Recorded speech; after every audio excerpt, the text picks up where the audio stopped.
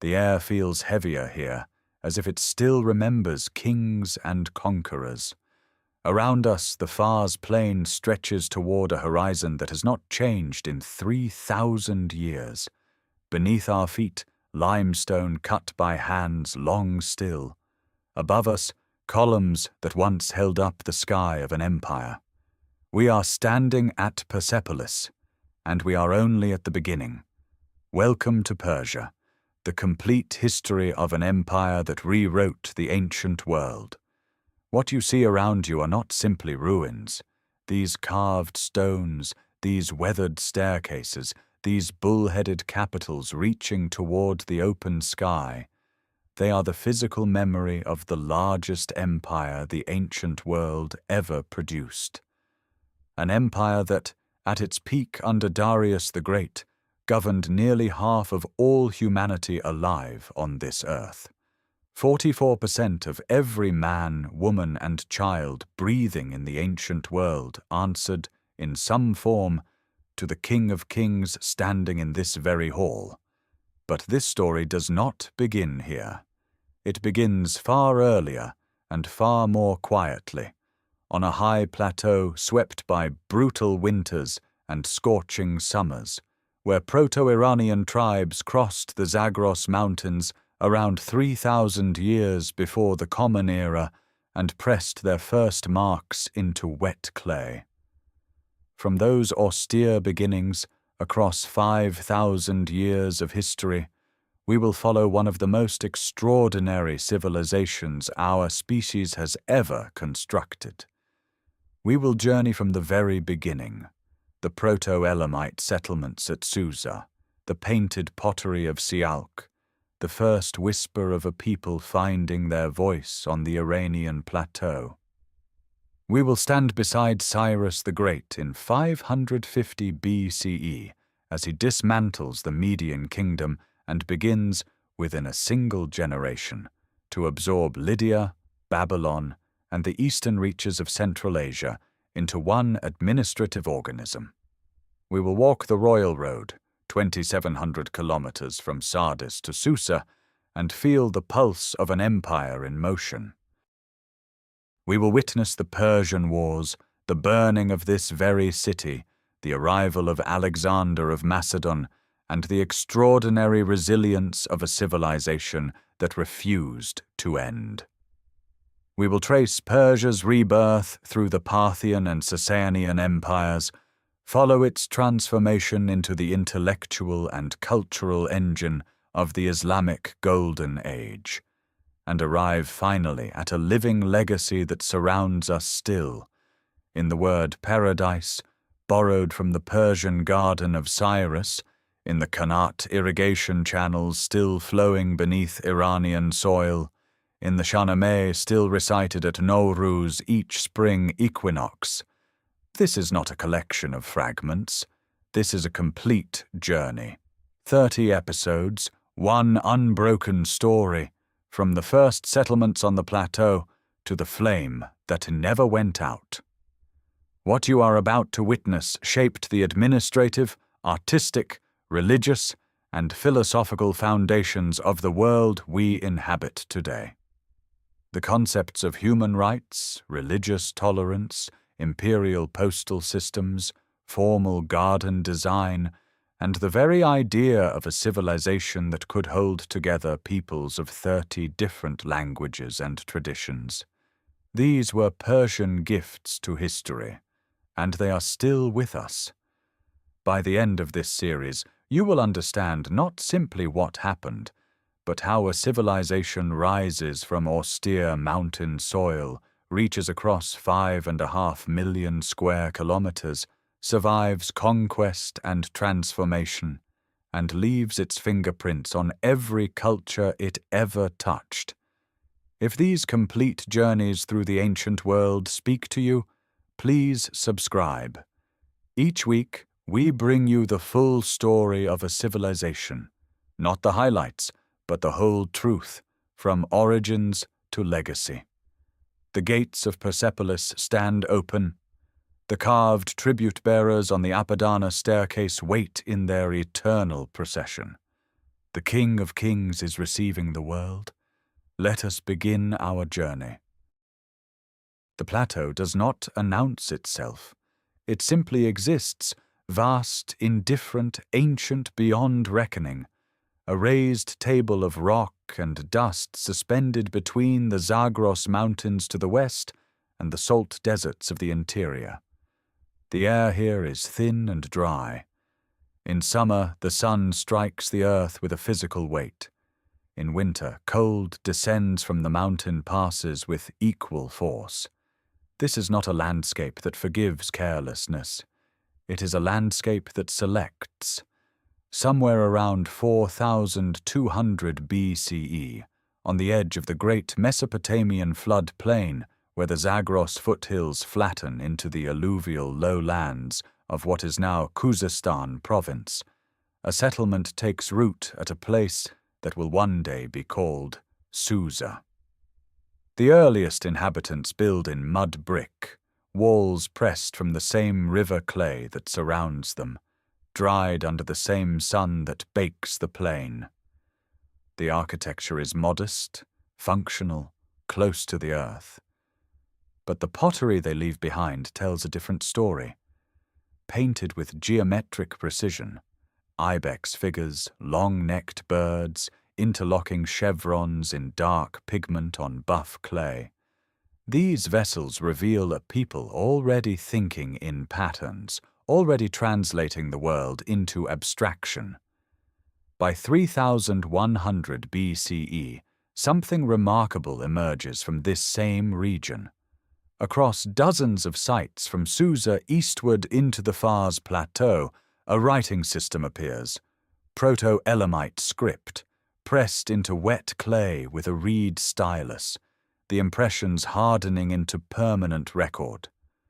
These are not yet literature. They are accounts, tallies of grain, counts of livestock, records of labor and exchange. But the act of inscription itself marks a threshold. A civilization that writes is a civilization that remembers, that plans across generations, that reaches beyond the span of a single human life. The clay tablets from Susa are small enough to hold in one hand. Examined closely, the signs pressed into their surfaces carry a strange, unresolved quality. Proto-Elamite remains undeciphered to this day, its underlying language unknown, its full meaning still locked inside the clay. Approximately 1,600 distinct signs have been identified across more than 5,000 surviving tablets. The system was used for perhaps 3 centuries before fading from the record, leaving behind only its physical traces and the tantalizing suggestion of a complex administrative world already functioning on the Iranian plateau 5,000 years ago. Further north, near the modern city of Kashan, the mound of Sialk rises from the central plateau. Excavations here reveal continuous occupation stretching back to the 6th millennium BCE. Mud brick houses rebuilt on the ruins of earlier mud brick houses, layer upon layer of human habitation compressed into stratigraphy. The painted pottery of Sialk belongs to a tradition of extraordinary refinement. Vessels decorated with mountain goats rendered in confident, economical brushstrokes, the animal's horns sweeping backward in elegant curves. These objects were not merely utilitarian. They were made with an attention to beauty that suggests a community with time to spare for meaning. Across the Zagros ridgelines, through the high passes where snow lingers into late spring, movement is constant. Semi-nomadic peoples follow seasonal grazing routes between the lowland winter pastures and the highland summer meadows. Among these moving populations, sometime between 2000 and 1500 BCE, are the earliest speakers of Proto-Iranian languages. Indo-European tongues carried westward and southward from the Eurasian steppe. filtering through the mountain corridors of the Alborz and Zagros ranges onto the plateau below. They bring with them horses, a pastoral economy, and a cosmological tradition that will eventually crystallize into one of the ancient world's most consequential religions. The plateau receives them as it receives everything, slowly, without ceremony, on its own terms. The mountains do not move. The salt deserts do not retreat. The seasonal rhythms of heat and cold continue unchanged. But something is accumulating here, invisible and patient, the deep substrate of a civilization. The languages settling into the plateau's valleys, the writing systems pressed into its clay, the pottery painted in its workshops, the irrigation channels cut into its soil, all of it composing, across centuries, the foundation of what will one day become the largest empire the ancient world has ever known. That moment is still distant, but the plateau has already chosen its people. Susa does not wait for the Persians.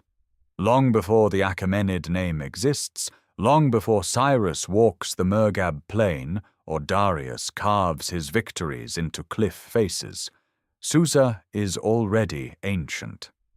The city rises from the Khuzestan lowlands, where the Zagros foothills dissolve into the flat Mesopotamian plain, a place where two worlds press against each other, where highland Iran and river valley Mesopotamia exchange goods, ideas, and armies across millennia. By 2700 BCE, Susa is among the most sophisticated urban centers on Earth, and the civilization it anchors, Elam, will shape the Iranian plateau for nearly 2,000 years before the word Persian carries any political meaning at all. The Elamite world organizes itself around two poles. Susa commands the western lowlands, its mud-brick temples rising above the flat alluvial plain, its storehouses receiving grain and wool from the surrounding agricultural villages. Anshan, in the highlands of Fars to the east, controls the mountain passes and the pastoral economy of the plateau interior. Between them, a political structure unlike anything in Mesopotamia, the Sukalmas, a complex system of co-regency and succession that distributes power across the royal family rather than concentrating it in a single line. It is an arrangement born of geography. A civilization that straddles two ecological zones cannot be governed from one throne alone. The Elamites write. Their script, adapted from the Sumerian cuneiform tradition but pressed into service for a language entirely their own, covers clay tablets recording temple inventories, land transactions, and royal decrees. Elamite stands alone in the ancient world, a language isolate, unrelated to Sumerian, Akkadian, or the emerging Iranian tongues of the plateau. Its grammar and vocabulary connect to nothing else known. It is as if the civilization invented not merely its institutions, but its very medium of thought from first principles, borrowing only the technology of writing while filling it with sounds and structures that belong to no other people. The relationship with Mesopotamia is never simple. Elam trades with Sumer and Akkad, absorbs their artistic conventions, mirrors their ziggurat architecture. It also fights them, repeatedly and without apology. In 2004 BCE, Elamite and Amorite forces sack the city of Ur, the great Third Dynasty capital whose mud-brick ziggurat still partially stands, carrying its last king, Ibi-Sin, into captivity. The Sumerian lament texts composed in the aftermath describe the city's destruction in terms of cosmic abandonment. The gods themselves have turned away. Elam does not record the event in the same register. For Susa, the sack of Ur is a military and political fact, not a theological catastrophe. The two civilizations inhabit the same event in entirely different imaginative worlds. Then, around 1250 BCE, something extraordinary rises from the Khuzestan plain. The king Untash-Napirisha commissions a ziggurat at a site called Dur-Untash, today known as Choga Zanbil, that will become the most complete surviving example of this architectural form anywhere in the ancient world. The structure is built in concentric square enclosures, each rising above the last, the whole mass constructed from millions of fired mud bricks stamped with the king's name before firing. At its original height, the ziggurat rose 5 stories above the plain. Today, reduced by millennia of erosion and stone robbing, it still stands 25 meters tall, a truncated pyramid of pale brick visible from kilometers away across the flat landscape. Its glazed tile decorations long stripped, but its fundamental geometry intact and overwhelming. The bricks themselves carry meaning, each one pressed with cuneiform text, the king's name, the god's name, the dedication, so that the entire structure is, in a sense, a text, a prayer compressed into architecture. The temples at its base served Inshushinak, the great god of Susa, and a pantheon of Elamite deities whose names and attributes were never fully absorbed into the Mesopotamian religious system. Elamite religion, like Elamite language, maintained its distinctiveness even as it borrowed forms from its neighbors. By 1100 BCE, Elamite power is fading. The Assyrian king Ashurbanipal will eventually sack Susa in 646 BCE, scattering its population and looting its temples. But Elam does not simply disappear. Its administrative traditions, its artistic vocabulary, its very language survive, absorbed into the Achaemenid imperial system that will inherit this landscape. When Darius I carves his great inscription at Behistun, one of its 3 languages is Elamite. The first Persian civilization does not end. It becomes the foundation beneath the one the world remembers. The Zagros Mountains do not yield easily. Their ridgelines rise in successive waves from the Mesopotamian plain, each fold of limestone higher and colder than the last, until the highlands of northwestern Iran open into broad intermontane valleys where winter arrives early and stays long. It is here, in this austere geography of thin soil and sharp seasons, that a new power begins to coalesce sometime around 900 BCE, not from a single city or a founding dynasty, but from a loose confederation of Iranian-speaking tribes the Assyrian records call the Madai. The Assyrians know the Medes well, and not fondly. Their royal annals record punitive campaigns into the Zagros highlands as early as the reign of Shalmaneser III in the 9th century BCE, expeditions to extract tribute of horses, cattle, and lapis lazuli from mountain chieftains who submit when the army arrives and reassert independence the moment it departs. The Medes are not yet a state. They are a pattern of resistance, fragmented, pastoral, formidable in their own terrain, impossible to permanently subdue. The transformation begins with Deioces. Herodotus, writing 2 centuries later, describes him as a man of such renowned justice that neighboring villages voluntarily submitted to his arbitration, and from this informal authority he constructed something more durable. Modern historians treat the Herodotian account with caution, but the archaeological and textual evidence confirms that by approximately 728 BCE, a Median king is consolidating power in the northwestern plateau. Deioces, or a ruler very like him, founds Ecbatana, the Median capital, on a site that commands the main pass between Mesopotamia and the Iranian interior, the same route that will later carry the Persian royal road. Ecbatana stands today beneath the modern city of Hamadan, its ancient layers sealed under centuries of continuous habitation. What survives is Herodotus's description: 7 concentric circular walls, each painted a different color, rising in tiers toward the royal palace and treasury at the summit. The outermost wall white, then black, then crimson, then blue, then orange, the innermost 2 plated in silver and gold.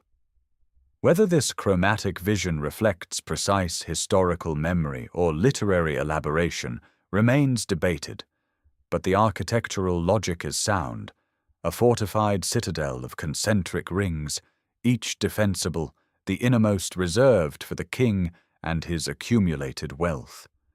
The Zagros stone beneath Hamadan still holds the foundations.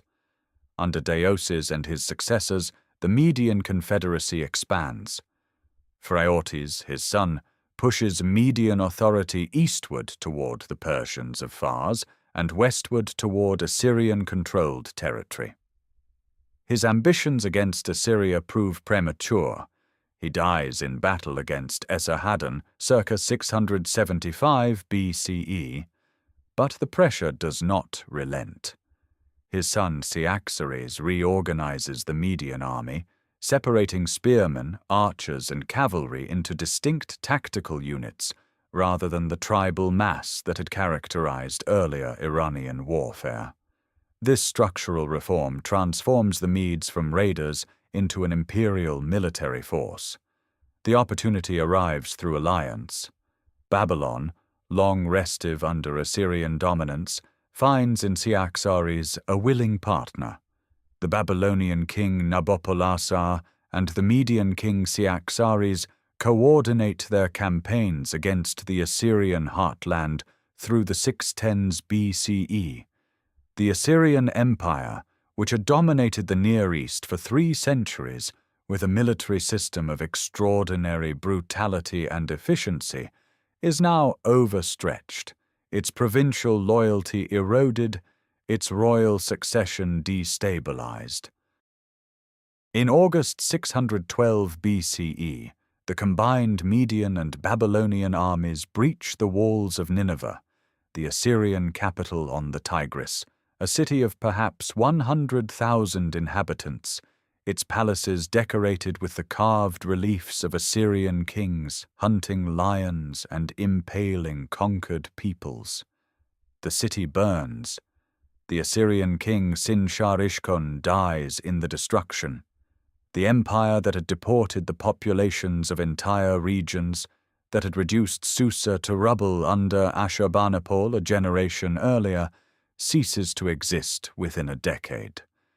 The Median Empire that emerges from this victory is vast and loosely organized, stretching at its peak from eastern Anatolia to the edges of Central Asia.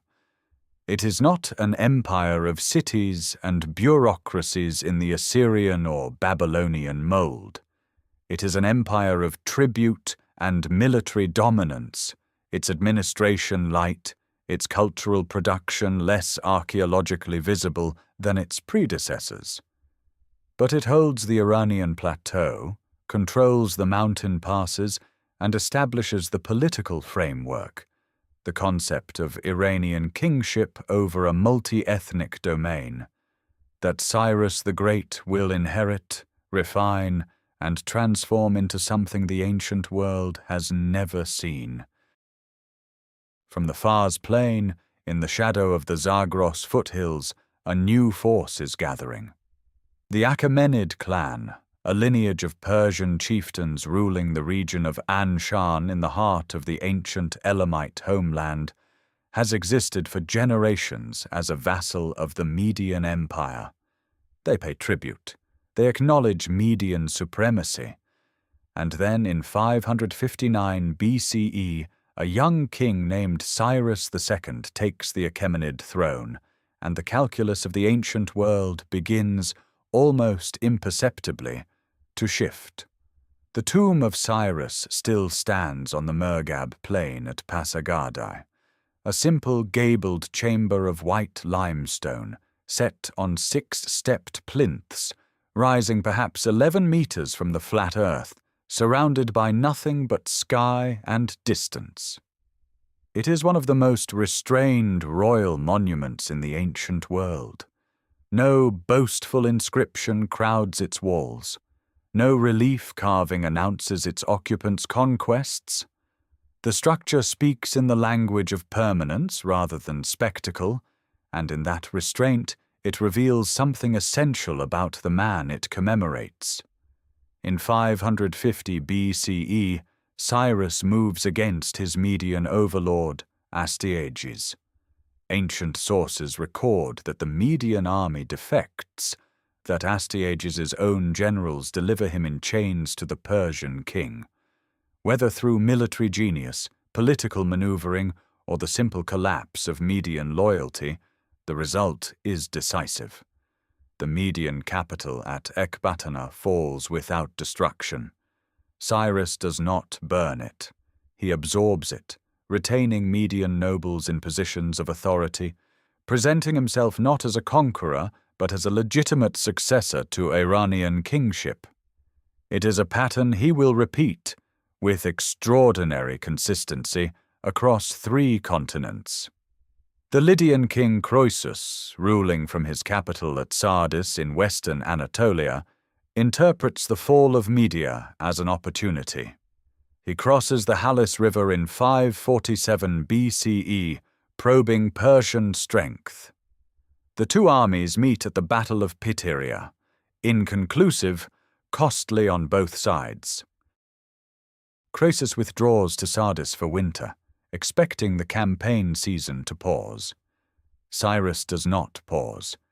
He pursues across the Anatolian plateau at a pace that ancient logistics suggest should have been impossible, arrives before Sardis, and defeats the famous Lydian cavalry by deploying camels, whose scent, according to Herodotus, unsettles the horses.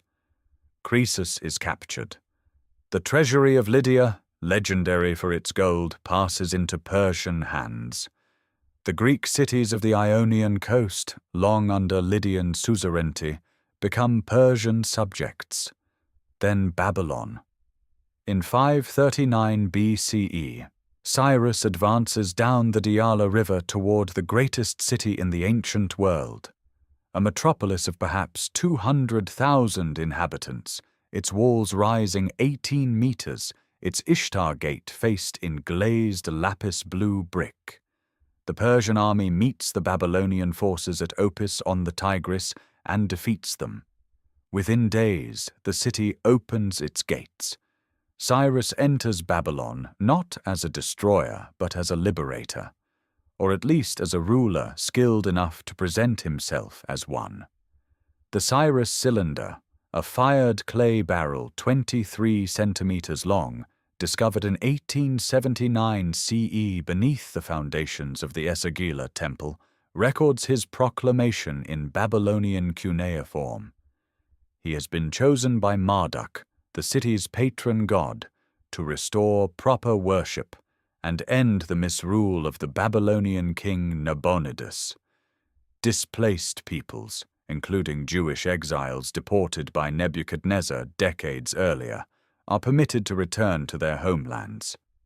The cylinder measures 23 centimeters of dense cuneiform pressed into pale clay, its surface now darkened with age. Under magnification, the wedge-shaped signs resolve into a political and theological argument of considerable sophistication, a king presenting conquest as divine restoration, administration as mercy. It is propaganda, certainly. But it is propaganda that required actual policy to sustain it, and the policy was real. Temples were rebuilt, exiles repatriated, local religious practices protected across the empire's expanding territories. By the time Cyrus turns east, campaigning into Bactria, Sogdia, and the edges of the Central Asian steppe, his empire already stretches from the Aegean coast to the borders of India. He dies in 530 BCE on campaign against the Massagetæ, a nomadic people east of the Caspian. His body is returned to Pasargadae, to the limestone chamber on its stepped plinth, standing alone on the plain where the wind moves through the dry grass and the mountains hold the horizon at every compass point. The framework he has built, an empire governed through tolerance, administered through existing local structures, legitimized through religious respect, will be inherited by his successors and expanded to a scale he himself never reached. The Maghreb Plain receives the light differently from other places. At dawn, when the first color touches the Zagros ridgelines to the west, the plateau floor holds a particular stillness, a silence composed not of absence, but of accumulation, as though the ground itself remembers every footfall pressed into it across millennia. It is here, on this elevated table of pale earth and dry grass, that Cyrus chooses to build. Pasargadae is not a city in the Mesopotamian sense, no dense warren of mud brick houses pressing against temple walls, no market crowds spilling through narrow lanes. It is something more deliberate and more spare. A royal precinct distributed across open ground, its structures separated by designed distance, connected not by walls but by the logic of ceremony and site. The choice of location carries meaning. This is Achaemenid ancestral territory, the heartland of Fars province, the ground from which the Persian Confederacy first gathered its strength. To build here is to root imperial power in the soil that produced it. The audience hall rises first in the mind before the eye finds it. A columned pavilion of white limestone, its slender shafts lifting a timber roof above an open platform. The column bases still rest on the Maghreb plain today, their surfaces worn smooth by wind and time, their proportions preserving the memory of the structure they once supported. The door jambs of the audience hall carry carved reliefs of a figure in composite royal dress, the body wrapped in an Egyptian-style robe with pleated folds, the head crowned with an Egyptian double crown, the feet wearing Elamite shoes, the whole composition a deliberate visual synthesis of the traditions Cyrus has absorbed and now commands. Above the figure, an inscription in 3 languages, Old Persian, Elamite, Babylonian, reads with lapidary simplicity, "I am Cyrus the King, an Achaemenian." The residential palace stands nearby, larger and more elaborately finished, its stone door jambs carved with processions of royal attendants and guardian figures. The limestone surfaces retain traces of painted plaster, suggesting interiors of color and warmth that the bare stone no longer communicates.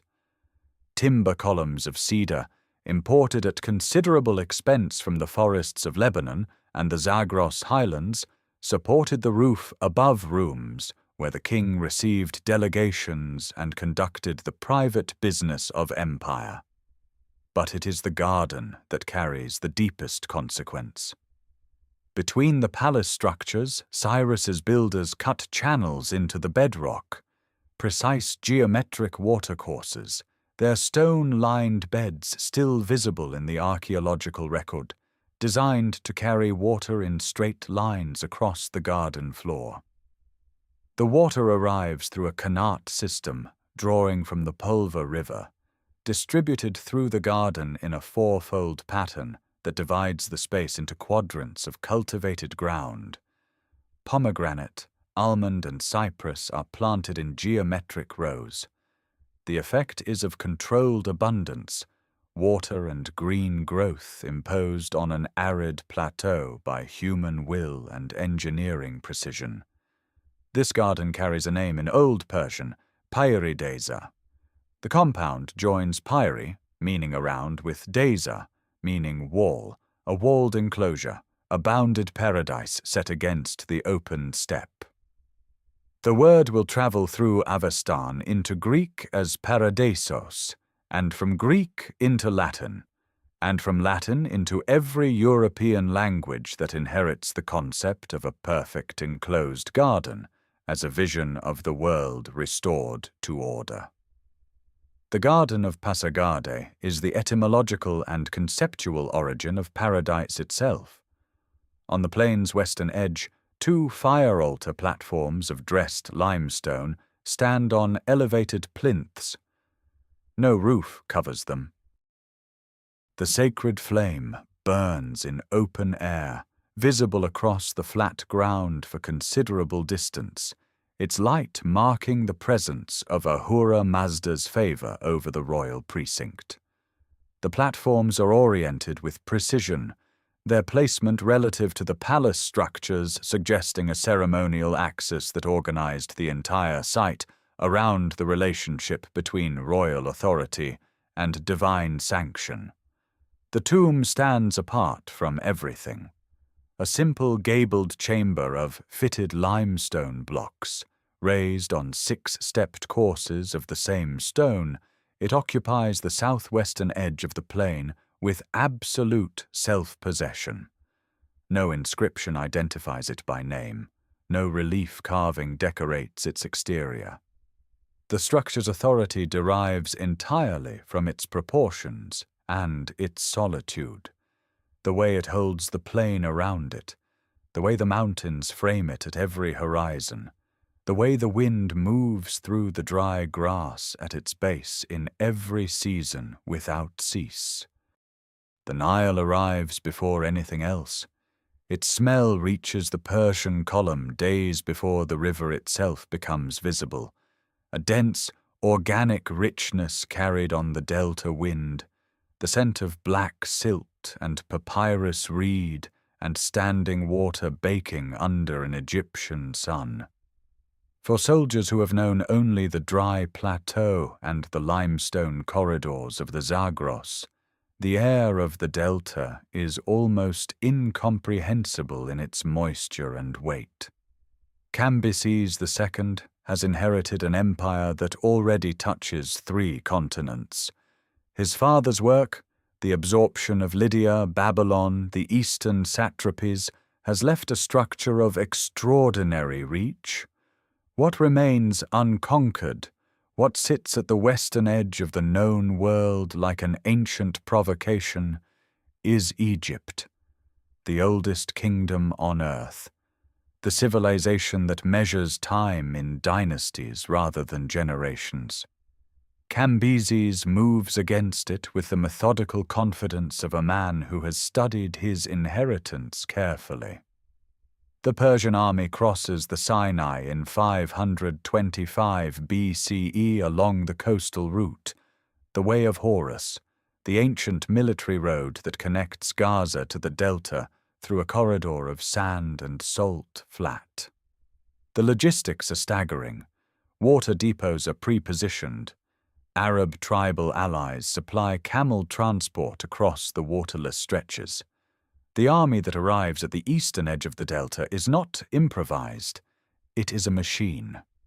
At Pelusium, where the easternmost branch of the Nile meets the Mediterranean, the Egyptian pharaoh Psamtik III deploys his forces across the flat ground. The battle is decisive and brief.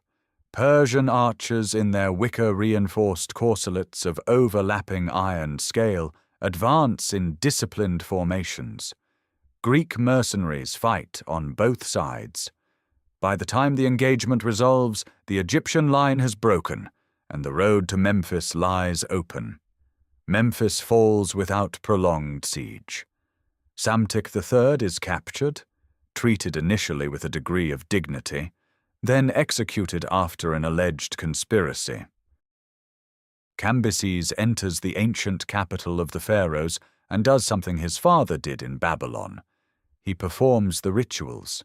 He presents himself at the temple of Ptah. He accepts the double crown. He takes the title Son of Ra, inserting himself into the unbroken chain of divine kingship that Egypt has maintained for 2,500 years. The relief carved at Susa shows him in this guise, the Persian king rendered in Egyptian conventions, the double crown of Upper and Lower Egypt on his head, the formal posture of pharaonic representation framing a man who rules from the Aegean to the Indus. Egypt becomes the empire's sixth satrapy, administered through a Persian-appointed governor, but governed largely through existing Egyptian bureaucratic structures. The temples receive their revenues. The priests retain their positions. The administrative machinery continues turning. What follows is more contested. Herodotus, writing a century later, records a Cambyses of increasing instability, a king who mocks Egyptian religion, who kills the sacred Apis bull, who orders the desecration of the mummy of the pharaoh Amasis. Egyptian sources and later Persian records complicate this portrait considerably. The Apis bull stele from Memphis records Cambyses performing proper burial rites for the animal. The picture that emerges from the full archaeological record is of a king navigating the enormous complexity of ruling a civilization with its own ancient claims to divine authority, sometimes successfully, sometimes not. His campaigns beyond Egypt are less fortunate. An expedition against Carthage fails to materialize when Phoenician sailors refuse to attack their own colony. A force sent against the oasis of Siwa disappears into the western desert, swallowed by a sandstorm that ancient sources describe as burying 50,000 men. An expedition into Nubia overextends its supply lines and turns back. In 522 BCE, news reaches Cambyses in Egypt that a pretender has seized the throne in Persia, a figure claiming to be his brother Smerdis, whom Cambyses had secretly ordered killed years earlier. Whether the pretender is genuinely Smerdis or an impostor named Gaumata, the crisis is real and immediate. Cambyses turns the army north and begins the march back toward Persia. He never arrives. Somewhere in Syria, in circumstances that ancient sources record variously as accident, suicide, or wound, Cambyses II dies. The empire he has expanded to its greatest extent yet, stretching now from the Aegean coast to the Indus Valley, from the Caucasus to the first cataract of the Nile, is suddenly without its king. The throne stands empty above a structure of 30 satrapies and 40 million subjects, waiting for whoever is strong enough to claim it. The throne does not wait. In the weeks following Cambyses' death in 522 BCE, the pretender Gaumata, ruling from the Median heartland, claiming the identity of the murdered prince Smerdis, consolidates his grip across the empire's western satrapies. Tax exemptions are announced. Military levies are suspended. The move is calculated. A ruler who lightens the burden of empire buys loyalty quickly. For several months it works. The 30 satrapies hold their positions. The machinery of Achaemenid administration continues turning, even under a king whose legitimacy rests on a fiction. The man who ends it is 28 years old and carries a lineage carefully constructed for this moment. Darius, son of Hystaspes, governor of Parthia, belongs to a collateral branch of the Achaemenid clan, distant enough from the main line to have been overlooked, close enough to claim legitimate blood. In September 522 BCE, he moves with 6 Persian nobles of equivalent standing. The conspiracy is swift and precise. Gaumata is killed at a fortified residence in Media. The throne passes to Darius I before the month ends. What follows is not consolidation, it is catastrophe, and then survival. The empire, sensing the weakness of a new and contested king, fractures along every fault line simultaneously. Babylon revolts under a claimant named Nidintu-Bel, presenting himself as Nebuchadnezzar III. Elam rises, Media rises, Egypt tightens its borders. Sagatia, Margiana, Parthia, Satagidia, the rebellions ignite in sequence across the imperial map, like signal fires answering one another across mountain ranges. Ancient sources record 19 separate revolts suppressed within a single year. The number strains credibility until the logistics are examined. Darius commands the Royal Road, the fastest communication network the ancient world possesses, and he uses it with ferocious efficiency, moving himself and his army between theaters while dispatching trusted generals to others simultaneously. By the end of 521 BCE, the empire is his. Every rebel king is captured. 9 of them are paraded in neck ropes before the Persian court. The last Elamite pretender has his nose and ears cut away, his tongue removed, one eye put out, a punishment calibrated for maximum visibility, designed to be seen and remembered. Darius does not stop at military victory. He understands that power requires a permanent record, and he chooses his monument with the eye of a man who thinks in centuries. On the road between Babylon and Ecbatana, the empire's central artery, traveled by every courier, merchant, and army column moving between its 2 great capitals, a limestone cliff face rises above the plain near the village of Behistun. 100 meters above the road, where no human hand can reach it without scaffolding, and where no future king can easily erase it, Darius orders the inscription carved. The relief takes shape over years. Darius stands in the center, his left foot planted on the prostrate body of Gaumata. His right hand is raised toward Ahura Mazda, the wise lord, who hovers above in a winged disk, extending the ring of kingship downward. Behind Darius, 2 Persian nobles stand as witnesses. Before him, bound at the wrists by a rope that connects them in a single line, 9 rebel kings stand in their neck ropes, each one labeled with his name, his kingdom, and his crime. Above and beside the figures, covering 15 square meters of polished limestone, the text runs in 3 languages simultaneously: Old Persian, Elamite, and Babylonian cuneiform. The inscription is not a simple victory monument, it is a theological argument. Darius states repeatedly that Ahura Mazda gave him the kingdom, that the rebellions were the work of the lie, Drauga, the cosmic principle of falsehood that opposes truth and order, and that his suppression of revolt is therefore not merely political, but sacred. The king who holds the empire holds it because the universe requires it. For 2 millennia, the cliff face speaks to no one who can fully understand it. The languages die. The scripts become unreadable marks on stone. Then, in 1835 CE, a British army officer named Henry Rawlinson begins the work of copying the inscription from the cliff face, suspended on ropes above the road. His decipherment of the old Persian column, completed by 1851, unlocks the entire cuneiform writing system, the script of Sumer, Akkad, Assyria, and Babylon, in the same way the Rosetta Stone had unlocked Egyptian hieroglyphics a generation earlier.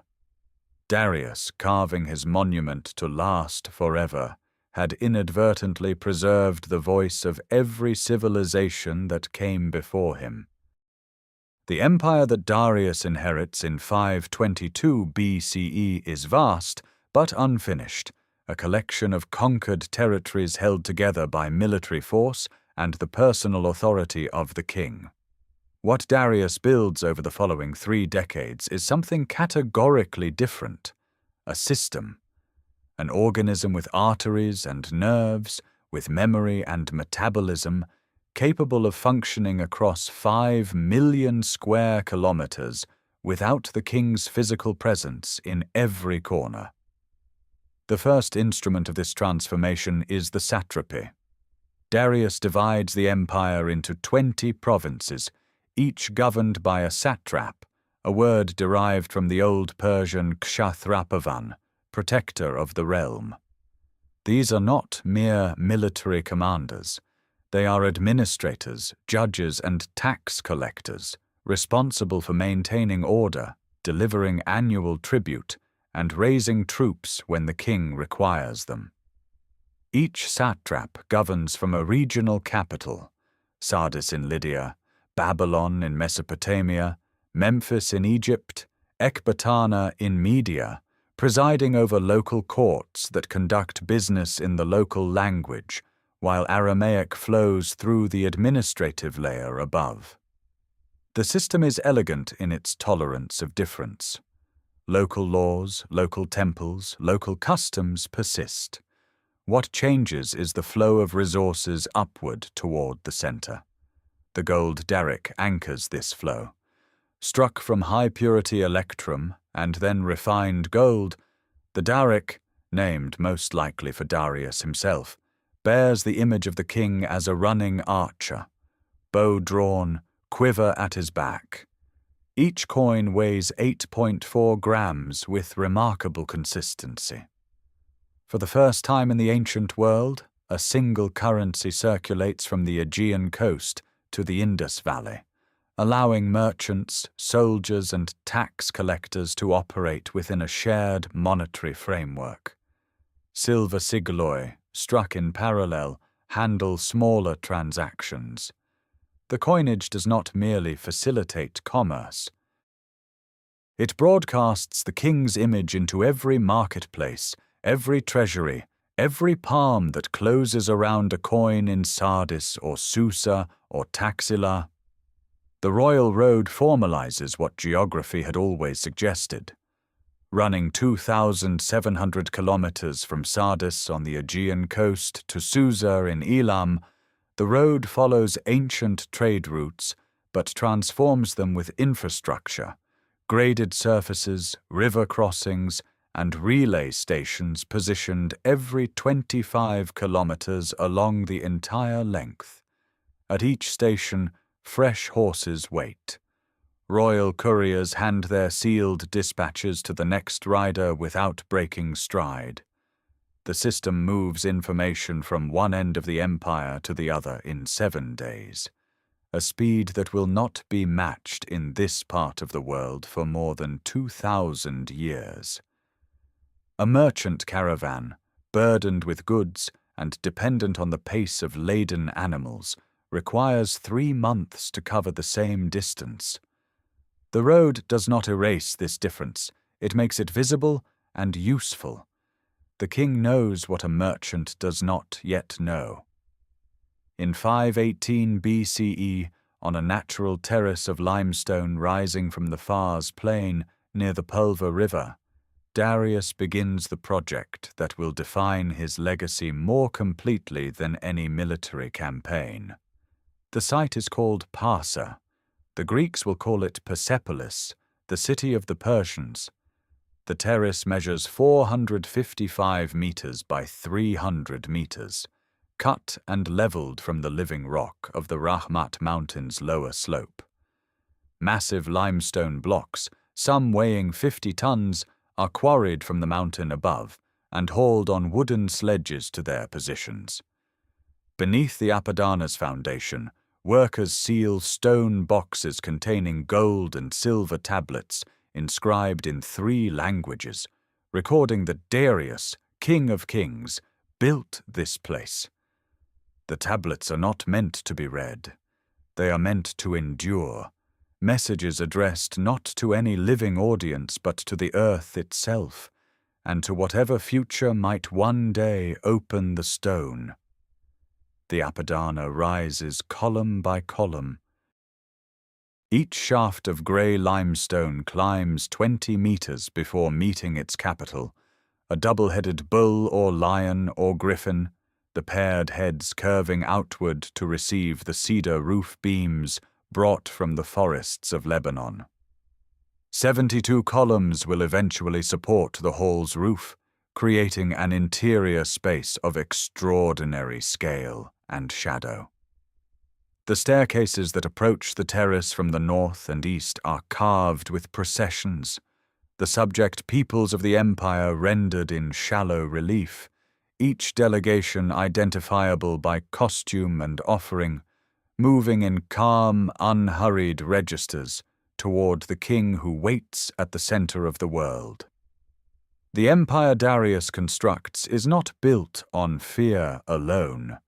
It is built on the proposition that order itself is a form of generosity, that roads and coins and measured justice constitute a gift to the peoples who receive them.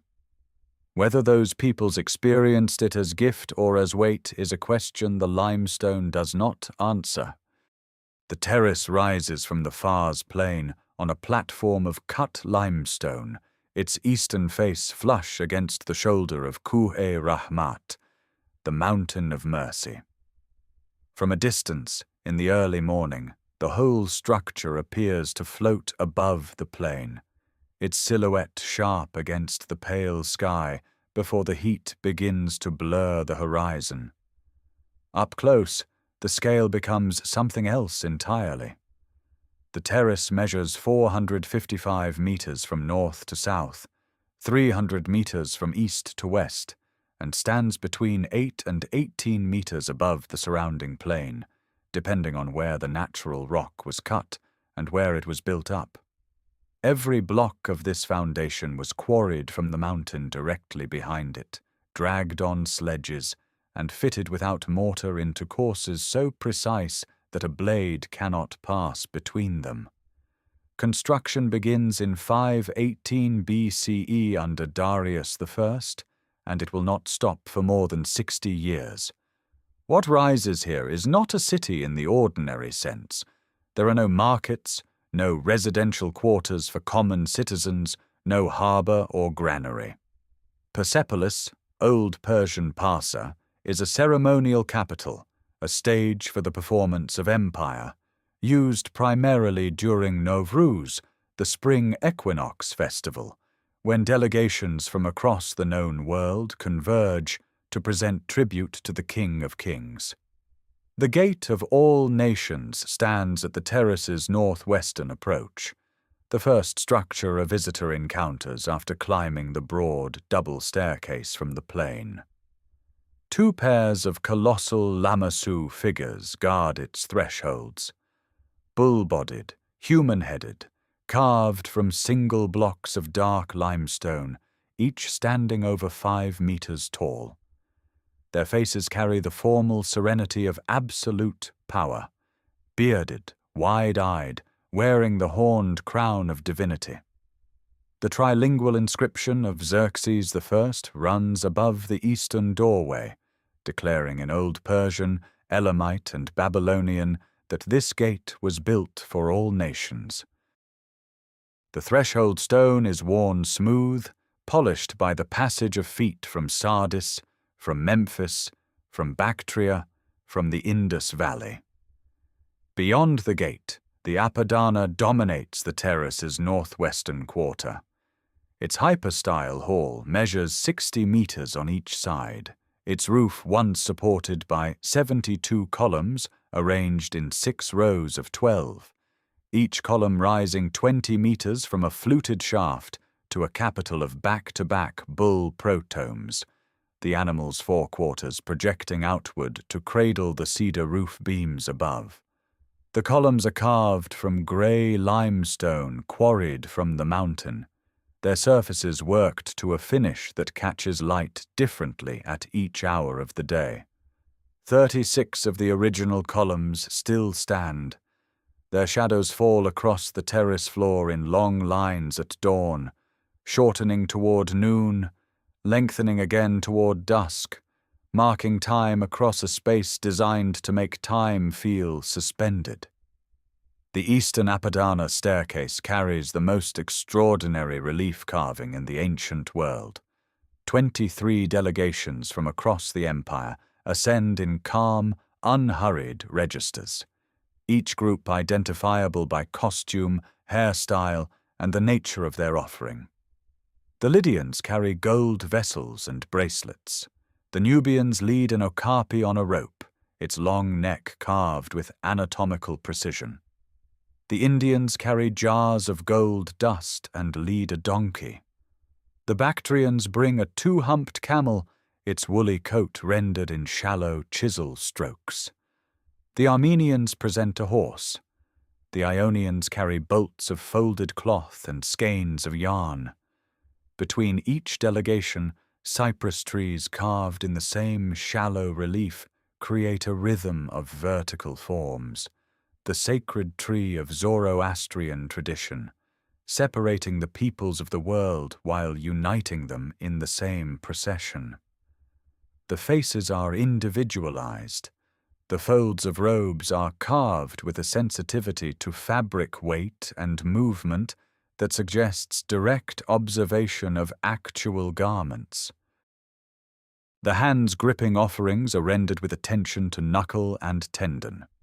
This is not generic decoration. It is a portrait of the world as Darius understood it, ordered, diverse, and converging. The throne hall, known also as the Hall of 100 Columns, rises to the east of the Apadana. Its interior space measures 70 meters square, its 100 columns arranged in 10 rows of 10, their stone bases still standing in their grid across the terrace floor. The hall's northern portico faces a courtyard where the royal treasury and residential quarters extend southward. The treasury itself, a complex of columned storerooms, held the accumulated wealth of 30 satrapies. Gold and silver vessels, textiles, ivory, and the tribute recorded in the Persepolis fortification tablets, pressed into tens of thousands of clay tablets by Elamite-speaking scribes. Persepolis is completed, in its essential form, under Artaxerxes I around 465 BCE. What Darius began, Xerxes extended, adding the Gate of All Nations, completing the throne hall, constructing the royal harem to the south. The whole complex speaks a single architectural language across 6 decades of construction. Columned halls opening to columned porticos, stone staircases ascending between carved processions, the mountain at the back, and the plain stretching endlessly forward. The trouble begins not in Greece but on the Aegean coast of Anatolia, in the Greek-speaking cities that Cyrus absorbed into the empire 4 decades earlier.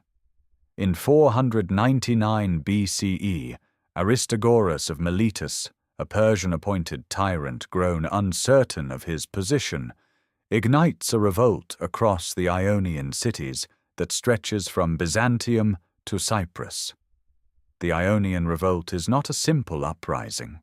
It is a fracture running through the entire western edge of the Achaemenid system, exposing the tension between Persian administrative control and the political traditions of the Greek polis that have been folded uneasily into the satrapy of Lydia. Athens sends 20 ships, Eretria sends 5. It is a modest contribution, but its symbolic weight is enormous.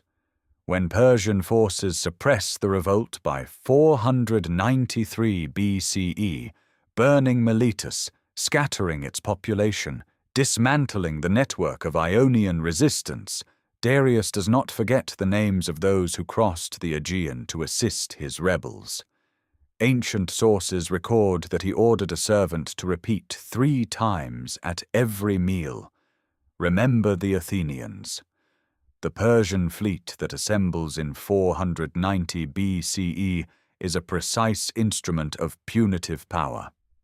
Darius's general Datis commands approximately 25,000 troops, infantry, cavalry, and archers, transported aboard a fleet of perhaps 600 vessels across the Aegean. Eretria falls first, its population enslaved and deported to the interior of the empire, settled near Susa in a village that Greek writers describe as still existing generations later. The fleet then rounds the southern tip of Euboea and beaches on the curved shore of the Bay of Marathon, 42 kilometers northeast of Athens. The bay opens at dawn in a particular quality of Attic light, the water flat and silver, the mountains of Euboea visible across the strait, the coastal plain stretching inland through stands of fennel toward the hills where the Athenian army has taken position. The Persian camp occupies the beach and the lower plain. The cavalry horses are unloaded from the transport vessels. The infantry arranges itself in the formations that have swept across 3 continents. The Athenian force numbers approximately 10,000 hoplites, joined by roughly 1,000 Plataeans. The Spartan army, requested and promised, has not yet arrived, delayed, by their account, by a religious festival. The Athenian general Miltiades reads the terrain with precision. He thins the Greek center to extend the line across the full width of the plain, concentrating strength on both flanks. On the morning of September 490 BCE, the Athenian line advances at a run across approximately 1,500 meters of open ground, moving fast enough to pass through the killing zone of Persian archery before the volleys can break the formation. The Persian center pushes through the weakened Greek middle. The Greek flanks hold, then wheel inward. The encirclement is not complete, but it is sufficient. The Persian formation collapses toward the ships. In the fighting at the water's edge, the Athenians capture 7 vessels. The Persian fleet withdraws, attempts a feint toward Athens itself, finds the Athenian army already returned by forced march, and turns away. Persian casualties at Marathon reach approximately 6,400. Athenian dead number 192, buried together in the Soros mound, a low earthen tumulus still visible on the plain today, its soil covering men who fought in bronze breastplates and greaves, their names recorded and honored annually for generations. The Plataean dead are buried separately nearby. For Darius, Marathon is a setback requiring correction, not a strategic catastrophe. The empire's western frontier remains intact. The satrapy system functions. The royal road still carries couriers from Sardis to Susa in 7 days. But preparations for a larger expedition begin immediately. Preparations that Darius does not live to complete. He dies in 486 BCE, leaving the unfinished account with Greece to his son Xerxes. The fennel plain at Marathon has not ended the Persian ambition. It has only deferred it and sharpened it and sent it back across the Aegean with greater force than before. Xerxes inherits not merely a throne, but an obligation. The account with Greece, left unresolved at Marathon in 490 BCE, sits at the center of his early reign like an unhealed wound. For 4 years, from his accession in 486 BCE, he suppresses revolts in Egypt and Babylon before turning the empire's full organizational weight westward. What assembles on the plains of western Anatolia by 481 BCE is without precedent, a force drawn from every corner of the Achaemenid world, its logistics alone representing a feat of administrative engineering that the royal road system was specifically designed to support. The Hellespont crossing in spring 480 BCE is the empire's most audacious engineering statement. 674 vessels, triremes and pentacontas stripped of their oars and lashed side by side in two parallel lines, form the floating foundations of twin bridges stretching nearly 2 kilometers across the strait between Abydos and the European shore. Cables of papyrus rope and white flax, each as thick as a man's torso, are stretched across the hulls and anchored to stone blocks on both banks. Planking is laid over the cables, earth is spread across the planking to steady the horses, and brush screens are erected along the sides so that the animals cannot see the water moving beneath them. The army crosses in 7 days and 7 nights without pause, torchlight burning through the darkness. The column moves south through Thrace and Macedonia, its supply chain supported by grain magazines pre-positioned along the route, and a fleet of perhaps 1,200 warships hugging the Aegean coastline. At Thermopylae, the Hot Gates, a narrow coastal pass between the cliffs of Mount Kallidromos and the sea, no wider than a wagon track at its tightest point, the advance halts. A force of approximately 7,000 Greeks under the Spartan king Leonidas holds the pass for 3 days in August 480 BCE. The terrain compresses the Persian numerical advantage to nothing. The Immortals, the empire's elite 10,000-strong infantry, are fed into the pass and driven back. It is only the disclosure of a mountain path by a local Greek that allows a Persian flanking force to encircle the defenders. Leonidas dismisses most of the allied contingents. 300 Spartans, 700 Thespians, and 400 Thebans remain. They are destroyed to the last man. Athens is evacuated before the Persian column arrives.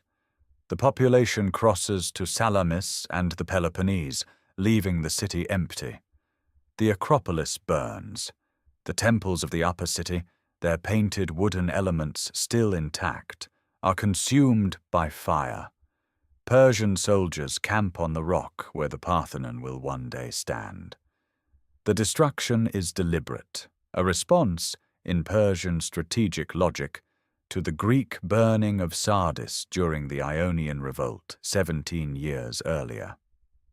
The decisive engagement comes in the enclosed bay of Salamis in late September 480 BCE. The Athenian general Themistocles maneuvers the Persian fleet, approximately 600 warships, into the narrow channel between the island and the Attic mainland. In open water, Persian numbers would be decisive. In the strait, the advantage inverts. The heavier Greek triremes, rowing in disciplined formation, ram and disable Persian vessels that have no room to maneuver. Xerxes watches from a throne set on the hillside above the bay. The Persian fleet loses perhaps 200 ships in a single afternoon. The army, dependent on naval supply lines, cannot winter in Greece without a secure fleet. Xerxes withdraws northward with the bulk of his forces, leaving his general Mardonius with a selected army to continue the campaign. At Plataea in August 479 BCE, Mardonius is killed and the Persian land force shattered. The invasion is over. The empire absorbs the loss without structural collapse. 30 satrapies continue to function. The royal road still operates. Persepolis continues rising from the Fars plain, its columns and reliefs advancing under Xerxes' direct patronage. But the western frontier has found its limit. and the Aegean has drawn a boundary that no subsequent Achaemenid king will seriously attempt to cross by force. The threshold stone still lies where it was laid, worn smooth by the passage of uncountable feet across 15 centuries of use and abandonment. It marks the entrance to the Gate of All Nations, the monumental doorway that Xerxes completes in the years following his return from Greece. 2 pairs of colossal lamassu figures guard its passages, human-headed bulls carved from single blocks of dark limestone, their wings folded against muscular flanks, their bearded faces gazing with the calm authority of permanent things.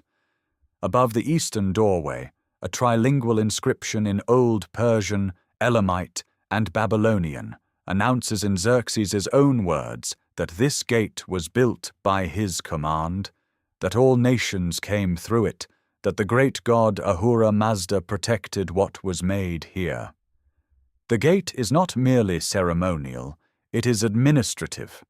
Every delegation arriving at Persepolis passes beneath those carved wings, and every passage is noted, recorded, and filed.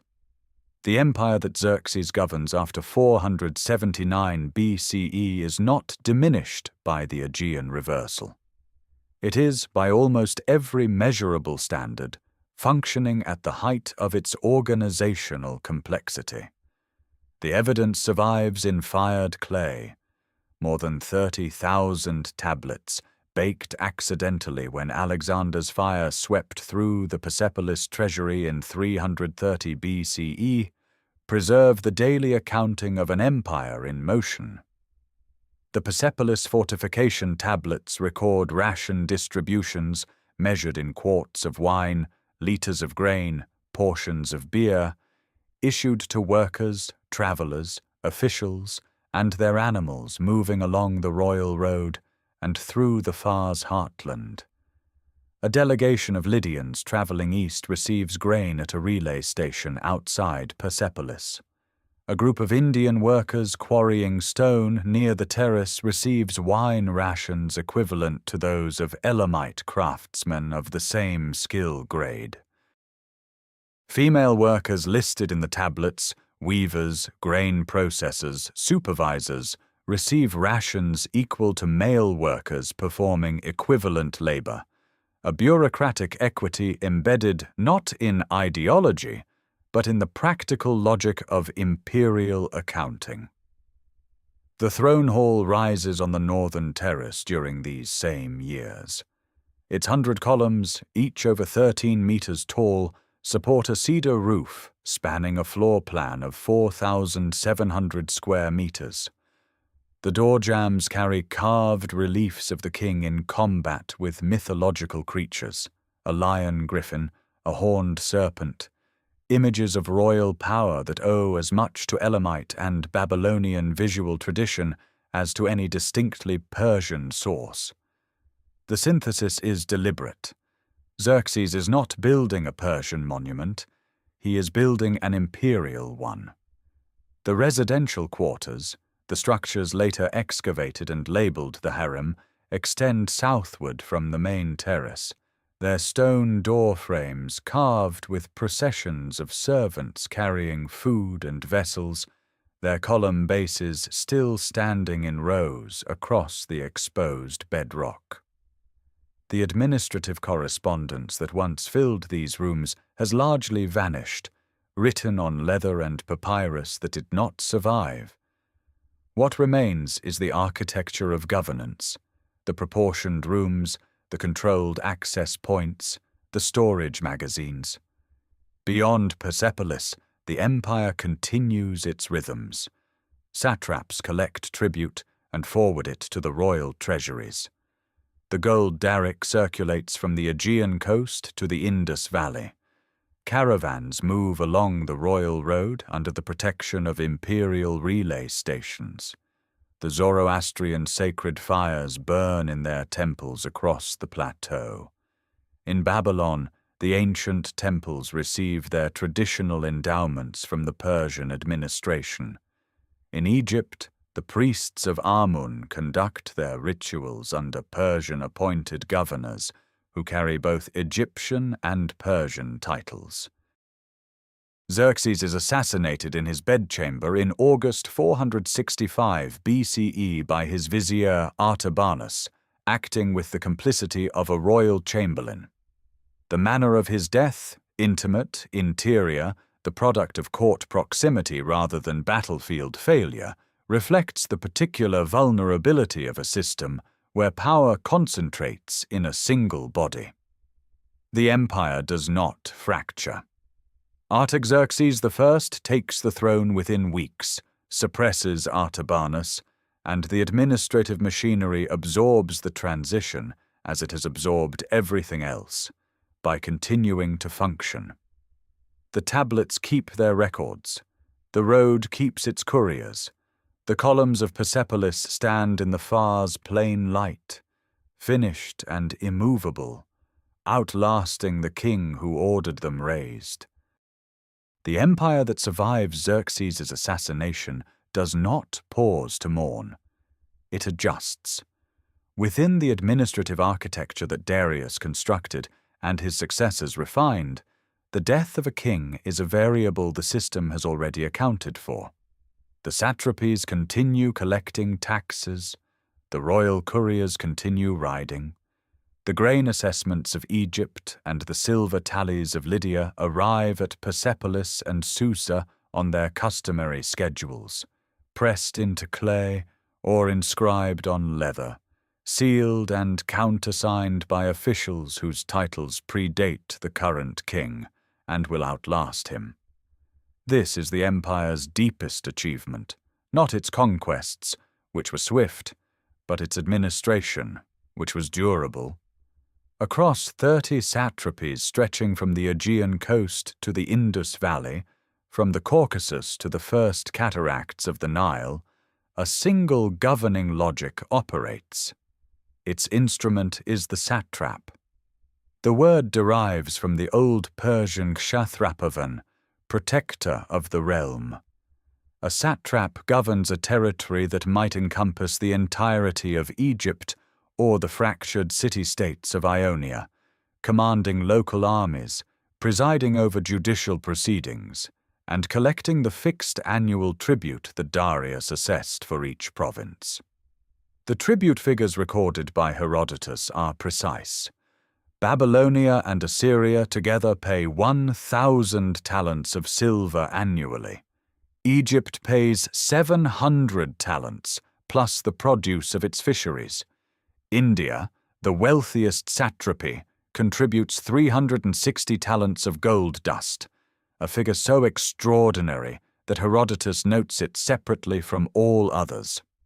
A satrapal court in the 5th century BCE is a smaller mirror of the royal court at Persepolis.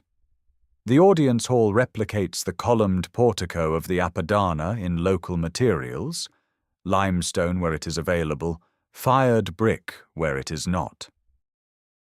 The satrap receives petitioners from a raised platform, his authority expressed through the same visual grammar of elevation and approach that the King of Kings employs on a grander scale. Scribes work in adjacent chambers, maintaining records in Aramaic, the empire's administrative lingua franca, chosen not for its beauty, but for its practicality. Aramaic script can be written rapidly on leather and papyrus, materials lighter and cheaper than clay tablets, suited to the volume of correspondence that governing 30 nations requires. The choice of Aramaic is itself a statement about how the Achaemenid Empire actually functions. It does not impose Persian language on its subjects. It selects the most widely understood existing medium and deploys it systematically. Local languages, Elamite, Babylonian, Egyptian Demotic, Lydian, continue in use for local transactions. But the letter from a satrap in Sardis to a satrap in Bactria travels in Aramaic, legible to both without translation. Overseeing the satraps is a mechanism of surveillance that the Persians call the king's eye, a royal inspector dispatched without warning to audit a province's accounts, review its military readiness, and assess the satrap's loyalty. The inspector arrives with sealed royal credentials and the authority to report directly to the king. No satrap, however powerful, can obstruct an inspection without effectively declaring rebellion. The system creates a permanent condition of accountability, a reminder that provincial power is delegated, not owned. Merchants entering a satrapal capital carry documents pressed with cylinder seals identifying their origin, their cargo, and their authorized route. Silver sigloi, the standardized coins minted under Darius, change hands at tax collection points, their weight and purity guaranteed by the royal stamp. A caravan moving from Sardis to Susa crosses multiple satrapies, presenting credentials at each boundary, paying transit fees recorded in the ledgers of successive provincial administrations. The Royal Roads relay stations are not merely postal infrastructure. They are checkpoints in a continuous act of imperial accounting.